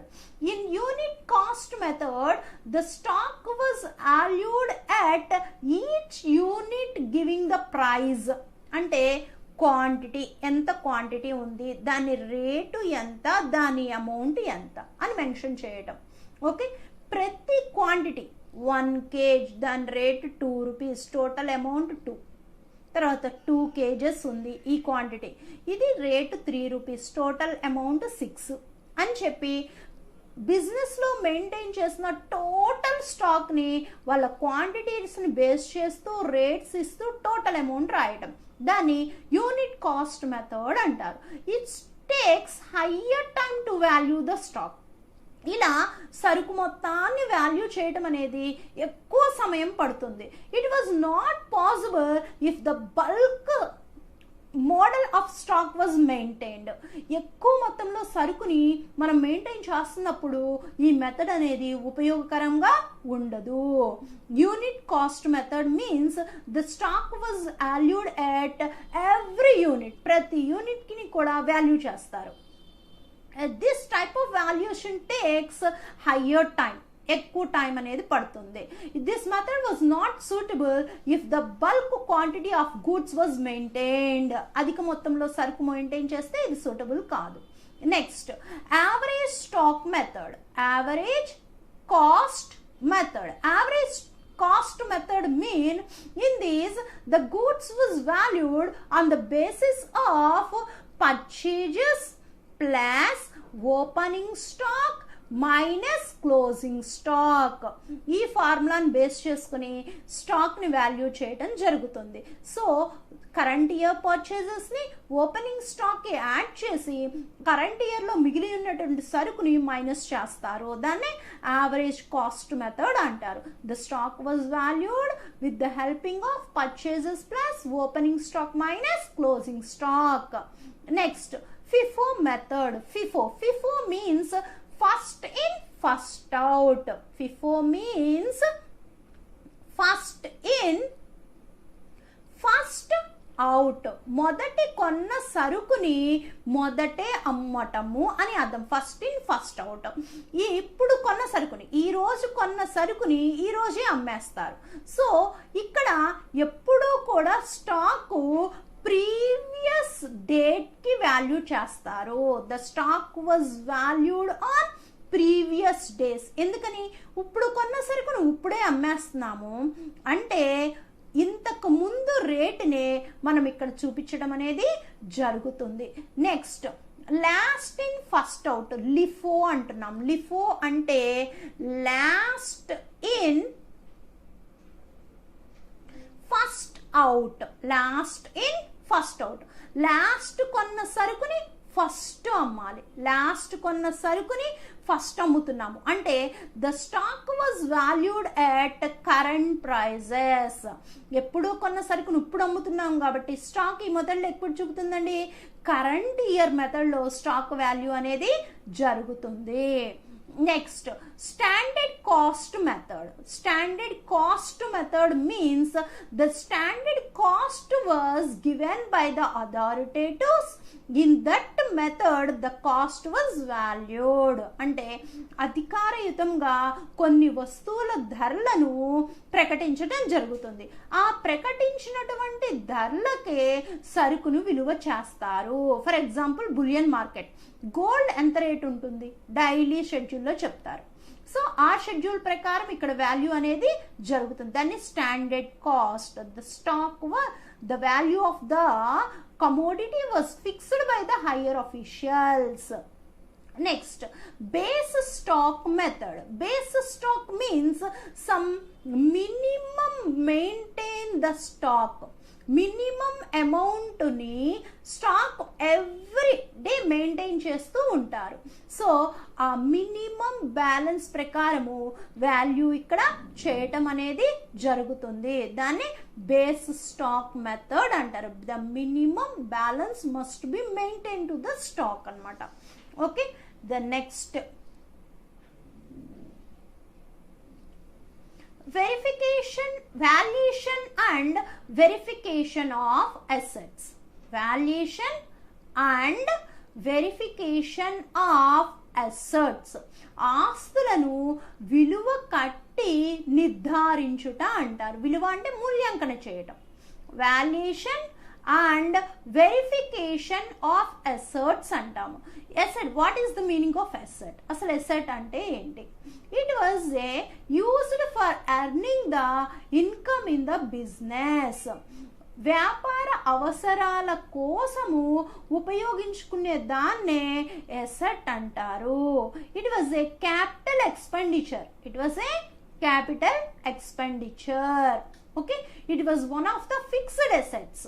సంస్థలో ఇది fixed assets. The assets was utilized for earning in the business. Earnings in the business. వ్యాపారంలో ఆదాయం సంపాదించడం కోసం ఆస్తులను ఉపయోగిస్తారు. ఈ ఆస్తులను ఎలా విలువ కడతారు? ఈ అసెట్స్ని ఎలా వాల్యూ చేస్తారు? ద ఫస్ట్ వాల్యుయేషన్ తెలుసుకుందాం. Value means giving the mention in rupees or dollars. Value చేయటం అంటే ఒక ఆస్తిని చూడగానే అది మానిటరీ ఫామ్లో చెప్పటం. దాన్ని ఎలా చెప్పటము? మానిటరీ ఫామ్లో చెప్పటము, డబ్బు రూపంలో చెప్పటము. రూపాయల్లో అయితే ఎంత ఉంటుంది, డాలర్లో అయితే ఎంత ఉంటుంది అని చెప్పేసి చెప్పటాన్ని ఏమంటాము? వాల్యూ ఇవ్వటము అంటాము. వెరిఫికేషన్ అంటే ఏమిటి? Verification means physically existence. అంటే ఆ ఆస్తి మన కంటికి కనిపిస్తుందా లేదా, అసలు బ్యాలెన్స్ షీట్లో చెప్పిన ఆస్తులన్నీ సంస్థలో ఉన్నాయా లేవా అని చెక్ చేయటము. వాల్యూ ఇవ్వటము అంటే మానిటరీ ఫామ్లో అంటే డబ్బు రూపంలో చెప్పటము. వెరిఫై చేయటము అంటే మనం బ్యాలెన్స్ షీట్లో చెప్పినటువంటి ఆస్తులన్నీ కూడా సంస్థలో ఉన్నాయా లేవా అని తనిఖీ చేయటము. దాన్ని వాల్యూ వెరిఫికేషన్ అంటారు. Valuation, value of the asset, give the monetary form. Verification, physical existence of assets, నిజంగా చెప్పిన ఆస్తులన్నీ ఉన్నాయా అని చూడటం అనమాట. నెక్స్ట్ మెథడ్స్ ఆఫ్ వాల్యుయేషన్, అసలు ఆస్తులను ఎలా విలువ కడతారు, దానిలో ఉన్నటువంటి పద్ధతులు ఏంటి, ఆస్తుల్ని ఎలా విలువ కడతారు. First one, valuation of fixed assets. Valuation of fixed assets. Fixed assets means the assets was useful for long period income earning of the business. These assets was used for earning the income of the business in long period. దీర్ఘకాలంగా సంస్థలో వీటిని వాడుకుంటూ వాటి వాడకం ద్వారా ఆదాయాన్ని సంపాదిస్తుంది. దాన్నే ఫిక్స్డ్ ఎక్స్పెండిచర్, ఫిక్స్డ్ అసెట్స్ అని చెప్పేసి అనొచ్చు.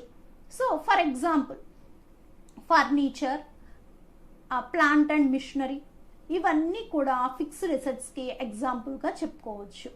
ఫర్నిచర్ కానివ్వండి, లేదా plant and machinery, land and buildings, ఇవన్నీ కూడా మన ఫిక్స్డ్ అసెట్స్కి ఎగ్జాంపుల్స్ అనమాట. సో ఈ ఫిక్స్డ్ అసెట్స్ని ఎలా వాల్యూ చేస్తారు, ఎలా వాల్యూ చేస్తారు అంటే the asset value minus depreciation. Asset value minus depreciation. Furniture 1000 minus depreciation. 10% depreciation అన్నారు అనుకోండి, అప్పుడు 10% means 100, depreciation 900. So the fixed assets was valued on less depreciation. Value minus depreciation.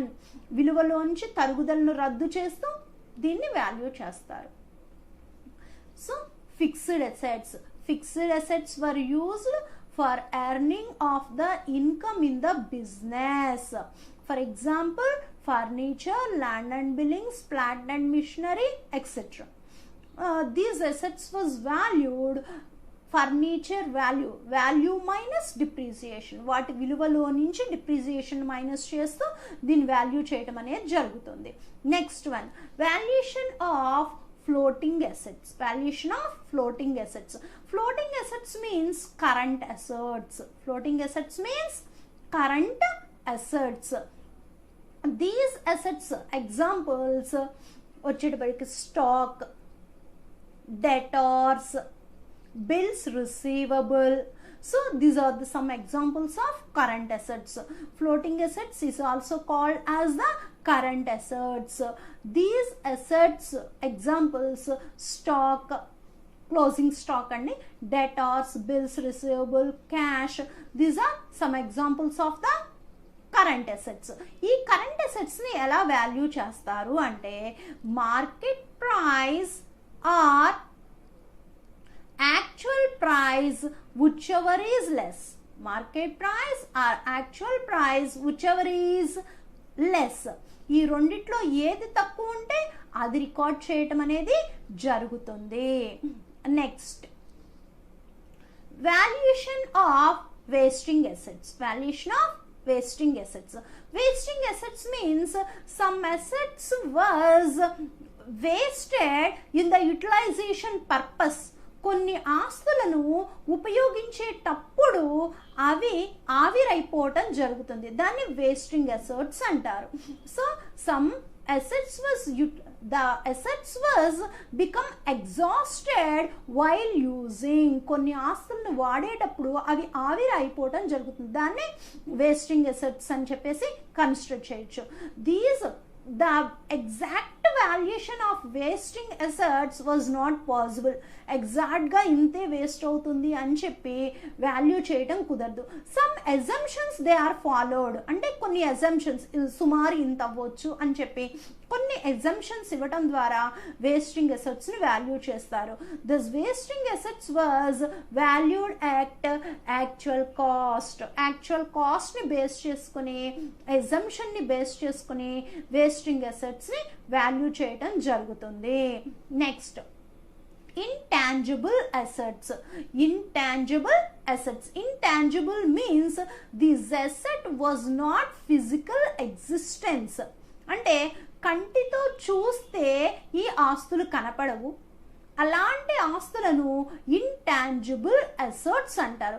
These assets does not have physical formation. వీటికి physical గా రూపం అనేది ఉండదు, కంటికి కనిపించవు. ఆ ఆస్తులనే ఇంటాంజిబుల్ అసెట్స్ అంటారు. For example, good will, patent rights, trademarks is some of the examples of intangible asset. కంటికి కనిపించిన ఆస్తులు, గుడ్ విల్, పేటెంట్లు, ట్రేడ్ మార్కులు, ఇవన్నీ కూడా ఇంటాంజిబుల్ అసెట్స్ కి ఎగ్జాంపుల్స్ గా చెప్పుకోవచ్చు. So these assets was valued on the principles. ఈ అసెట్స్ ని మెమోరాండమా వాటిల్లో చెప్పినటువంటి రూల్స్ అండ్ రెగ్యులేషన్స్ ప్రకారము వాల్యూ చేయటం అనేది జరుగుతుంది. గుడ్ విల్ ని ఎలా వాల్యూ చేయాలి, పేటెంట్ డీడ్స్ అనేవి అగ్రిమెంట్ బేస్ చేసుకుని ఉంటాయి. Trade make also maintain a legal rules. ఆ లీగల్ ఫార్మాలిటీ రూల్స్ ని అంటే ఎంఓఏలు కానీ ఏఓఏలో వాటిని మెన్షన్ చేయటం ఆర్టికల్స్ ఆఫ్ అసోసియేషన్ లో రూల్స్ అండ్ రెగ్యులేషన్స్ ఉంటాయి. దాని ప్రకారము వీటిని వాల్యూ చేయటం అనేది జరుగుతుంది. Next, fictitious assets. Fictitious assets means the assets was not refund. అంటే తిరిగి రాని ఆస్తులు అంటారు. That means the lump sum amount was spend for development or improvement of the business. Business ని ఇంప్రూవ్ చేసుకోవటం కోసం పెట్టే ఖర్చులన్నిటినీ కూడా ఫిక్టీషియస్ అసెట్స్ అంటారు. These expenses was not refund, not resale. అవి తిరిగి వెనక్కి వచ్చేవి కావు. బిజినెస్ అభివృద్ధి చెందాలి అంటే కొన్ని టైప్ ఆఫ్ డిస్కౌంట్లు ఇవ్వాలి, కొన్ని టైప్ ఆఫ్ అడ్వర్టైజ్మెంట్లు ఇవ్వాలి. ఇవన్నీ కూడా ఫిక్టీషియస్ అసెట్స్ కింద వస్తాయి. సో ఈ అసెట్స్ మీద అయినటువంటి ఖర్చుని ఒక పర్టిక్యులర్ ఇయర్ వరకు మనము రిటర్న్ ఆఫ్ చేసుకోవటానికి లీగల్ ఫార్మాలిటీస్ అలో చేస్తాయి. These assets was right of to a particular time period లోపల ఎక్స్పెన్సెస్ ని మనం బ్యాలెన్స్ షీట్ లో రిటర్న్ ఆఫ్ అనేది చేసుకోవచ్చు. సో అసెట్స్ ని ఎలా వాల్యూ చేస్తారు? ఫిక్స్డ్ అసెట్స్ అయితే కనుక వాల్యూ మైనస్ డిప్రిసియేషన్ ఇస్తారు. ఫ్లోటింగ్ అసెట్స్ అయితే కనుక market price or actual price whichever is less. ఈ రెండిట్లో ఏది తక్కువ ఉంటే అదే తీసుకుంటారు. Wasting asset was valued actual price. Actual గా ప్రైస్ ఎంత ఉంటుందో చూసి దాన్ని బట్టే. Intangible assets was valued on the basis of articles of association base చేసుకుని చేస్తారు. Fictitious assets was return off to a particular time period. ఆ పర్టిక్యులర్ టైం పీరియడ్ ప్రకారం దీన్ని రిటర్న్ ఆఫ్ చేయటం అనేది జరుగుతుంది. Okay, the next topic, auditor duties. Assets ని value చేసేటప్పుడు ఆడిటర్ యొక్క బాధ్యత అనేది ఎంత వరకు ఉంటుంది, ఆడిటర్ ఏమేం రూల్స్ అండ్ రెగ్యులేషన్స్ ని ఫాలో అవ్వాలి. The auditors duty while value and verification of the fixed assets. Auditor యొక్క బాధ్యత అనేది స్థిర ఆస్తులను విలువ కట్టేటప్పుడు ఎంత వరకు ఉంటుంది. First justification. Justification means in balance sheet assets valued was valued or not, they just justified. Balance sheet లో చెప్పినటువంటి ప్రతి అసెట్ విలువ కూడా అంత ఉంటుందా లేదా అని సరి చూసుకోవటము.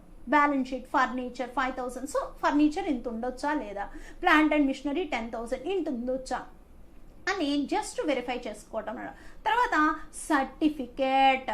The auditor must get the certificate from relevant officers. ఆ ఎసెట్స్ని వాల్యూ చేసినటువంటి ఆఫీసర్ దగ్గర నుంచి సర్టిఫికెట్ పొందాలి. ప్లాంట్ ఎంత వాల్యూ ఉంటుంది అంటే ఆ ప్లాంట్ అండ్ మిషనరీకి సంబంధించిన ఎక్స్పర్ట్స్ సర్టిఫికెట్ ఇస్తారు. ఆ సర్టిఫికెట్ని చూసి ఆ వాల్యూని బిలీవ్ చేయటం అన్నమాట. తర్వాత కన్సల్ట్ ఎక్స్పర్ట్. ఇప్పుడు సర్టిఫికెట్లో ఏవైనా డిఫాల్ట్ ఉంది అనిపిస్తే సో అదే రిలవెంట్ ఫీల్డ్కి సంబంధించిన ఇంకో ఎక్స్పర్ట్స్ని కూడా ఆడిటర్ కన్సల్ట్ చేయొచ్చు. Consult experts for valuation of the assets the auditor may consult the experts advisors also. Next, principles.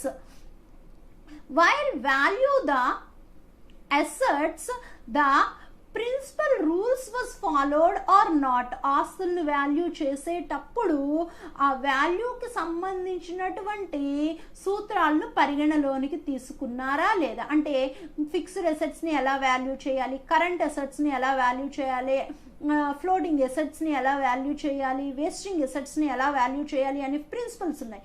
ఆ ప్రిన్సిపల్స్ని వీళ్ళు ఫాలో అయ్యారా లేదా. Rules. The rules in the AOA must be applied or not. నియమావళిలో ఉన్నటువంటి సూత్రాలన్నింటినీ వీళ్ళు అనుసరించారా విలువ కట్టేటప్పుడు లేదా చూడాలి. Auditor report.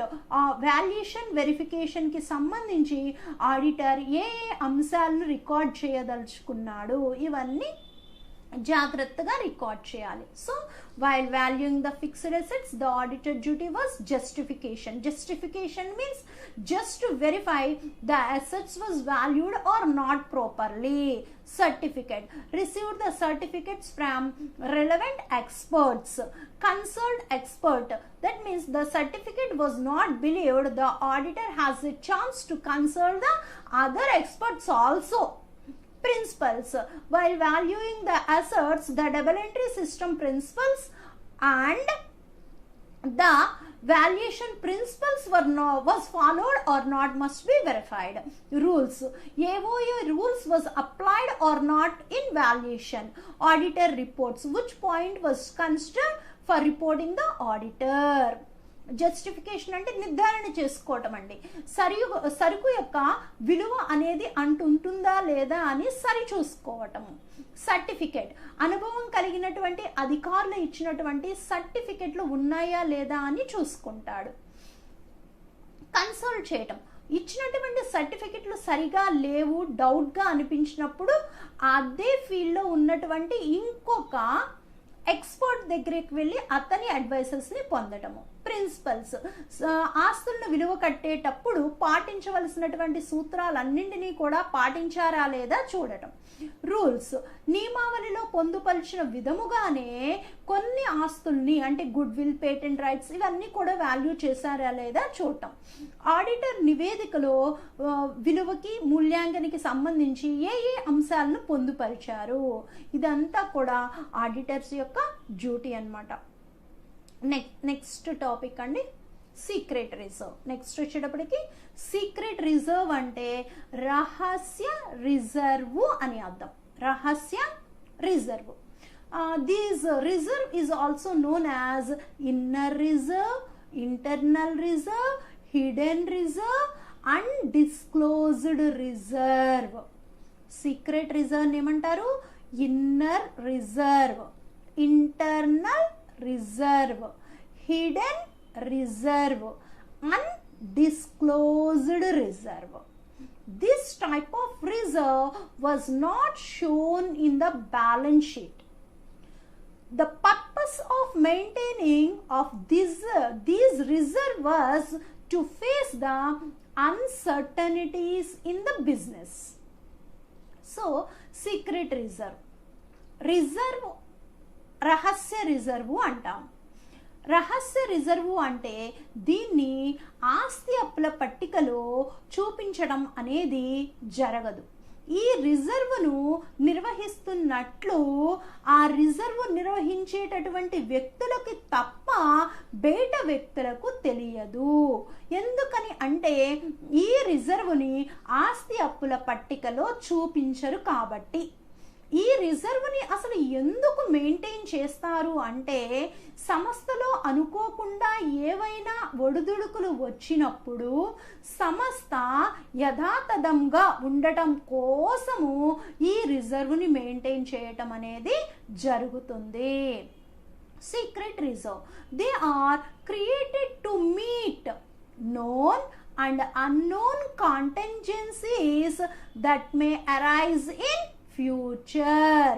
భవిష్యత్తులో అనుకోనటువంటి సంఘటన వల్ల సంస్థకు నష్టం వచ్చినట్లయితే ఆ నష్టాన్ని భరించడం కోసము ఈ రహస్య రిజర్వ్ని మెయింటైన్ చేస్తారు. అసలు రిజర్వ్ అంటే ఏంటండి? What is the meaning of reserve? Reserve అంటే ఏంటి అసలు? Reserve means undistributed profit. Reserve means undistributed profit.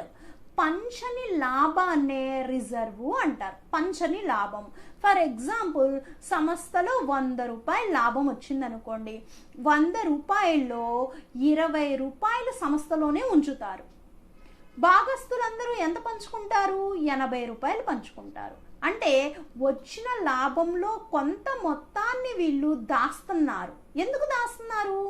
భవిష్యత్తులో ఏవైనా ఆపదలు వస్తే ఈ డబ్బుల ద్వారా దాన్ని ఎదుర్కొందామని. సో రిజర్వ్ అంటే పంచుకోని మొత్తము, వచ్చిన లాభంలో డిస్ట్రిబ్యూట్ కాని amount. Reserve means undistributed profit. So ఈ రిజర్వ్ని మళ్ళీ 3 టైప్స్ చెప్పొచ్చండి. అది ఏంటంటే general reserve, specific reserve, secret reserve. General reserve అంటే సాధారణంగా దీన్ని బ్యాలెన్స్ షీట్లో చూపిస్తారు. ఏ ఖర్చుకైనా ఈ డబ్బుల్ని వాడుకోవచ్చు. స్పెసిఫిక్ రిజర్వ్, దీన్ని కూడా బ్యాలెన్స్ షీట్లో చూపించడం జరుగుతుంది. స్పెసిఫిక్ అంటే పలానా దాని కోసం, ఫర్నిచర్ కొనడానికి దాసాము, ఫర్నిచర్ కోసమే వాడతారు ఆ డబ్బులు. లేదా డిబెంచర్లు చెల్లించడం కోసం దాస్తున్నారు, డిబెంచర్ల కోసమే. స్పెసిఫిక్ అంటే ఆ ఖర్చు కోసం మాత్రమే ఈ డబ్బులు వాడటం జరుగుతుంది. సీక్రెట్ రిజర్వ్, సీక్రెట్ రిజర్వ్ అంటే డబ్బులు దాచినట్టు ఎవరికి తెలియదు. ఎందుకనంటే ఈ రిజర్వ్ని బ్యాలెన్స్ షీట్లో చూయించరు. The amount was maintain secretly. That amount was not shown in the balance sheet is called a secret reserve అన్నమాట. ఓకే అండి. Next methods of creation. Methods of creation. మరి ఈ సీక్రెట్ రిజర్వ్ని ఎవరికో తెలియకుండా ఎలా క్రియేట్ చేస్తారు, ఎలా సంపాదిస్తారు? డబ్బులు దాయాలి ఎవరికి తెలియకుండా. బిజినెస్లో ఈ డబ్బుల్ని ఎలా క్రియేట్ చేస్తారు? Methods of creation. Under valuation. Under valuation అంటే ఆస్తులు ఉన్న దాని విలువ కన్నా తగ్గించి రాయటము. ఫర్ ఎగ్జాంపుల్, ఆస్తి విలువ 10,000 రూపాయలు, దాన్ని 8,000గానే రాస్తారు. అంటే 2,000 రూపాయలు తగ్గించేశారు కదా, ఈ 2,000 రూపాయలు సీక్రెట్ రిజర్వ్కి వెళ్ళిపోతాయి. Under valuation of the assets. ఆస్తులు ఉన్న దాని విలువ కన్నా తగ్గించి రాయటము. అలా రాయటం ద్వారా డబ్బులు క్రియేట్ చేసుకుంటారు. Writing down good will. Good will విలువను తగ్గించడం ద్వారా క్రియేట్ చేసుకోవచ్చు. Charging of expenditure. అసలు ఖర్చు జరగని ఖర్చును జరిగినట్లుగా చెప్పి లాభాన్ని తగ్గించుకుంటారు. వొమిటింగ్. వన్ బిజినెస్ ట్రాన్సాక్షన్ని బుక్స్లో రికార్డ్ చేయడం వదిలేస్తారు. తర్వాత లయబిలిటీస్. లేని లయబిలిటీని ఉన్నట్టుగా కానీ ఉన్న లయబిలిటీని లేనట్టుగా క్రియేట్ చేస్తారు. సో ఇలా చేయడం ద్వారా they provide the secret reserve. అసెట్స్ని తక్కువగా వాల్యూ చేయడం వల్ల కానీ, రిటర్న్ డౌన్ గుడ్ విల్ విలువను తగ్గించడం వల్ల కానీ, ఛార్జింగ్ ఆఫ్ ఎక్స్పెండిచర్ని ఛార్జ్ చేయడం వల్ల కానీ, వొమిటింగ్ ఉన్న ట్రాన్సాక్షన్ని తీసివేయడం వల్ల కానివ్వండి, లయబిలిటీస్ని చేంజ్ చేయడం వల్ల కానివ్వండి, వాళ్ళు మనీని క్రియేట్ చేసుకోగలుగుతారు. అవి అన్నమాట. Auditors duty. Secret reserve maintain చేస్తున్న ఆర్గనైజేషన్లో ఆడిటర్ యొక్క బాధ్యత ఏమిటి? First enquiry. First of all, the auditor inquiry the board of directors if any secret reserve was maintained in the business or not. First auditor ఏం చేయాలి అంటే board of డైరెక్టర్ని అడగాలి, సీక్రెట్ రిజర్వ్ని ఏమైనా మెయింటైన్ చేస్తున్నారా లేదా అని అడగాలి. ఎస్ ఆర్ నో అన్న విషయం వాళ్ళు చెప్తారు, దాన్ని బట్టి ప్రొసీడ్ అవ్వాలన్నమాట ఆడిటర్. Next honest.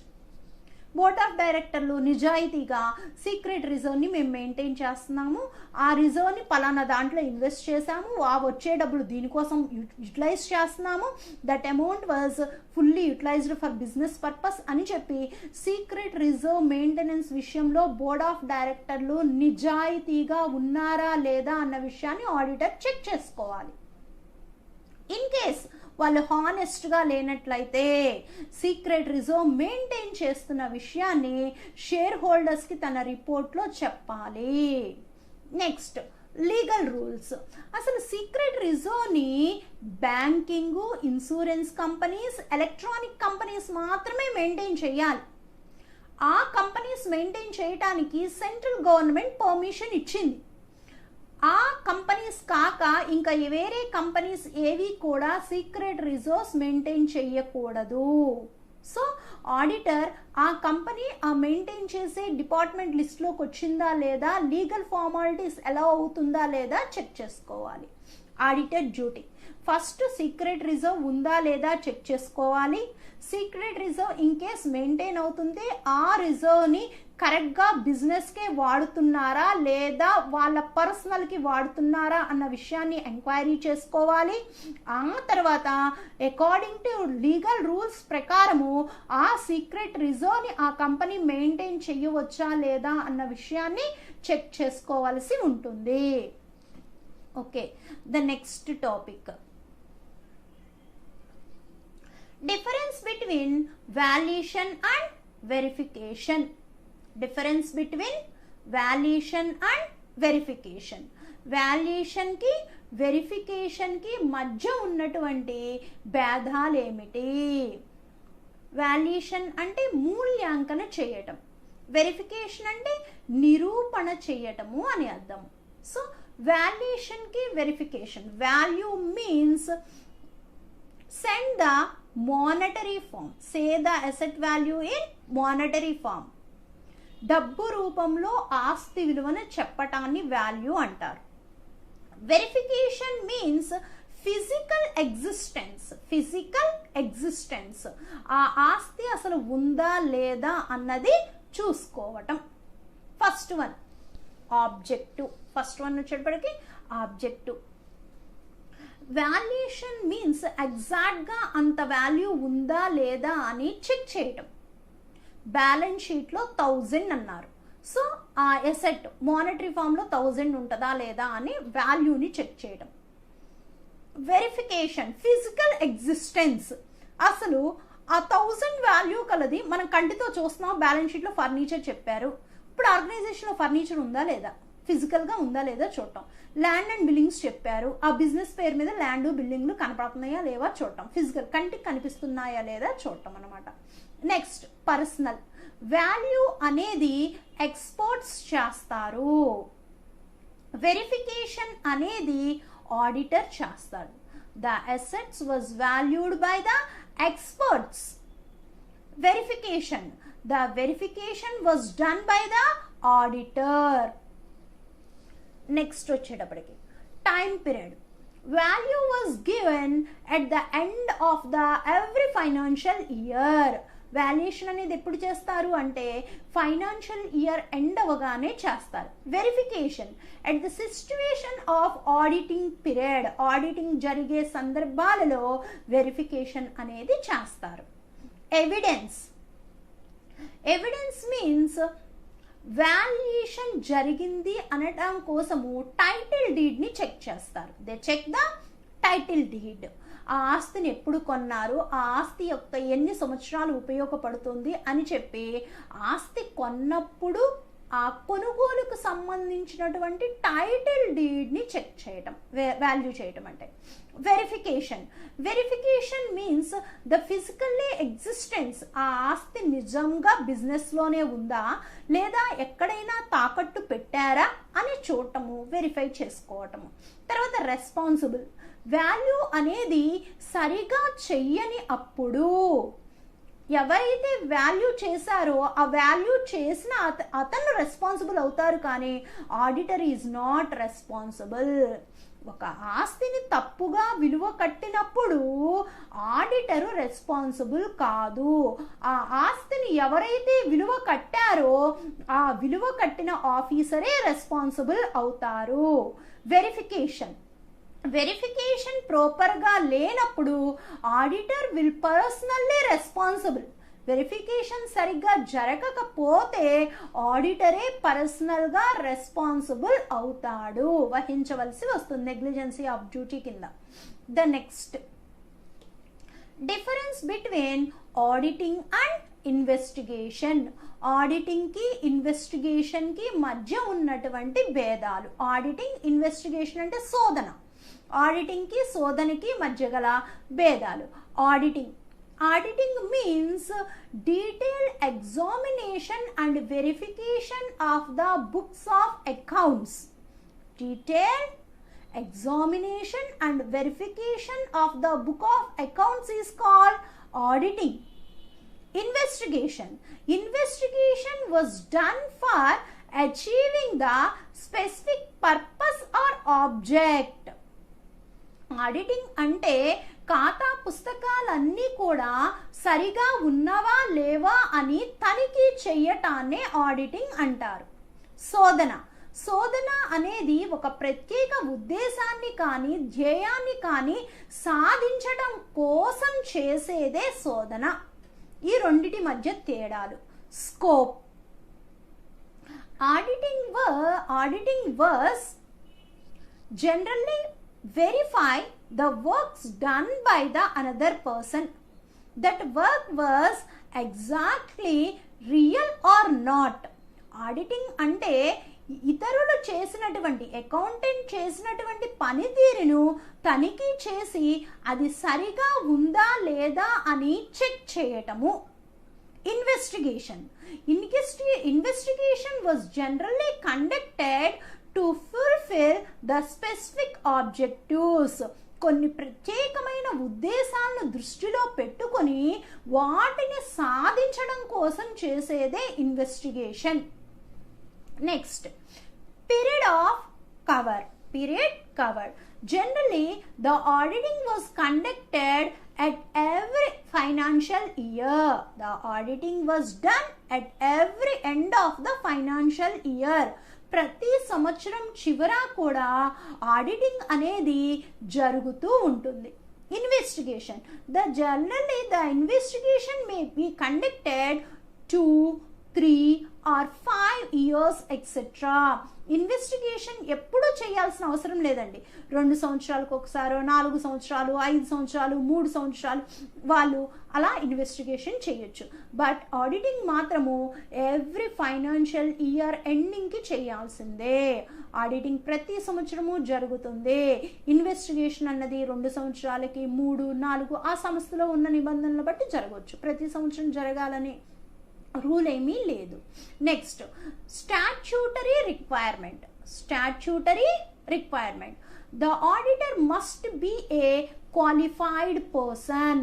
ఆడిటర్ అనేవాడు క్వాలిఫైడ్ పర్సన్ అయి ఉండాలి. At the same time, the audit must be conducted to fulfill the specific legal requirements. Statutory requirement. The conducting of the auditing was compulsory for some organizations. Auditing అనేది కొన్ని సంస్థలు తప్పనిసరిగా చేయించుకోవలసినదే. Investigation was not compulsory. Investigation తప్పనిసరి ఏమీ కాదు. Auditors are proprietors. Outsiders are proprietors. Generally, the auditing was conducted by the proprietors. Auditing ఎవరు చేయిస్తారండి? సంస్థ యజమానులు చేయించుకుంటారు. అంటే proprietors auditing ని చేయించుకుంటారు. Investigation generally conducted by the outsiders. Auditing proprietors చేయించుకుంటారు. Investigation outsiders చేయించుకుంటారు. Next, investigation. నెక్స్ట్ వన్ వచ్చేటప్పటికి investigation. Auditing accounts may be investigated. Audit అయిన అకౌంట్స్ ని ఇన్వెస్టిగేషన్ చేయొచ్చు. Investigation accounts does not audited. Investigation అయిన వాటిని ఆడిట్ చెయ్యరు, కానీ ఆడిట్ అయిన అకౌంట్స్ను మాత్రము ఇన్వెస్టిగేషన్ చేయటం అనేది జరుగుతుంది. Next evidence. ఆడిటింగ్కి ఎవిడెన్స్ అకౌంట్స్ ఉంటేనే ఆడిటింగ్ అనేది జరుగుతుంది. అకౌంట్స్ లేకపోతే ఆడిటింగ్ జరగదు. ఆడిటింగ్ చెయ్యాలి అంటే అకౌంట్స్ అనేది ఎవిడెన్స్గా ఉండాలి. Investigation, no evidence. ఇన్వెస్టిగేషన్ శోధన చేసేటప్పుడు ఎవిడెన్స్ ఉండదండి. After going in the process they collect the evidence. Investigation చేసే కొద్దీ ఎవిడెన్స్ అనేది వాళ్ళకు దొరుకుతుంది. ఇన్వెస్టిగేషన్లో ఎవిడెన్స్ ముందే ఉండదు. They are going in the process, they collect the evidence. Next qualification. Auditing, the person must be a chartered accountant. Investigation may not the qualified person. Auditing కి qualified person కావాలి, investigation కి qualified person అవసరము లేదు. Scope అంటే accounts అన్ని సరిగ్గా రాసారా లేదా check చేయడం. దీంట్లో ఇన్వెస్టిగేషన్ వచ్చేటప్పటికి ఒక స్పెసిఫిక్ ఆబ్జెక్ట్ని ఫుల్ఫిల్ చేయటం. పీరియడ్. ఆడిటింగ్ అనేది ఎవ్రీ ఇయర్ జరుగుతుంది. ఇన్వెస్టిగేషన్ అనేది 2, 3, 4, 5 ఇయర్స్కి చేయొచ్చు. Statutory requirement. ఆడిటింగ్ అనేది కంపల్సరీ అవసరం, ఇన్వెస్టిగేషన్ అనేది కంపల్సరీ కాదు. Next outsiders or proprietors. Auditing అనేది ప్రొప్రైటర్స్ చేయించుకుంటారు, ఇన్వెస్టిగేషన్ అనేది అవుట్ సైడర్స్ చేయించుకుంటారు. Next investigation. ఆడిట్ అయిన అకౌంట్స్ని ఇన్వెస్టిగేషన్ చేయొచ్చు. ఇన్వెస్టిగేషన్ అయిన అకౌంట్స్ని ఆడిటింగ్ అనేది చెయ్యరు. ఎవిడెన్స్. ఆడిటింగ్కి జరగాలి అంటే అకౌంట్స్ ఉండాలి. Accounts are the evidence of the auditing. ఇన్వెస్టిగేషన్లో ఎవిడెన్స్ ముందే దొరకదు, వాళ్ళు ప్రాసెస్ వెళ్ళే కొద్దీ ఎవిడెన్స్ దొరుకుతుంది. Qualification. Qualification means the auditor must be a qualified person. Investigation, the person must not be a qualified person. These are the differences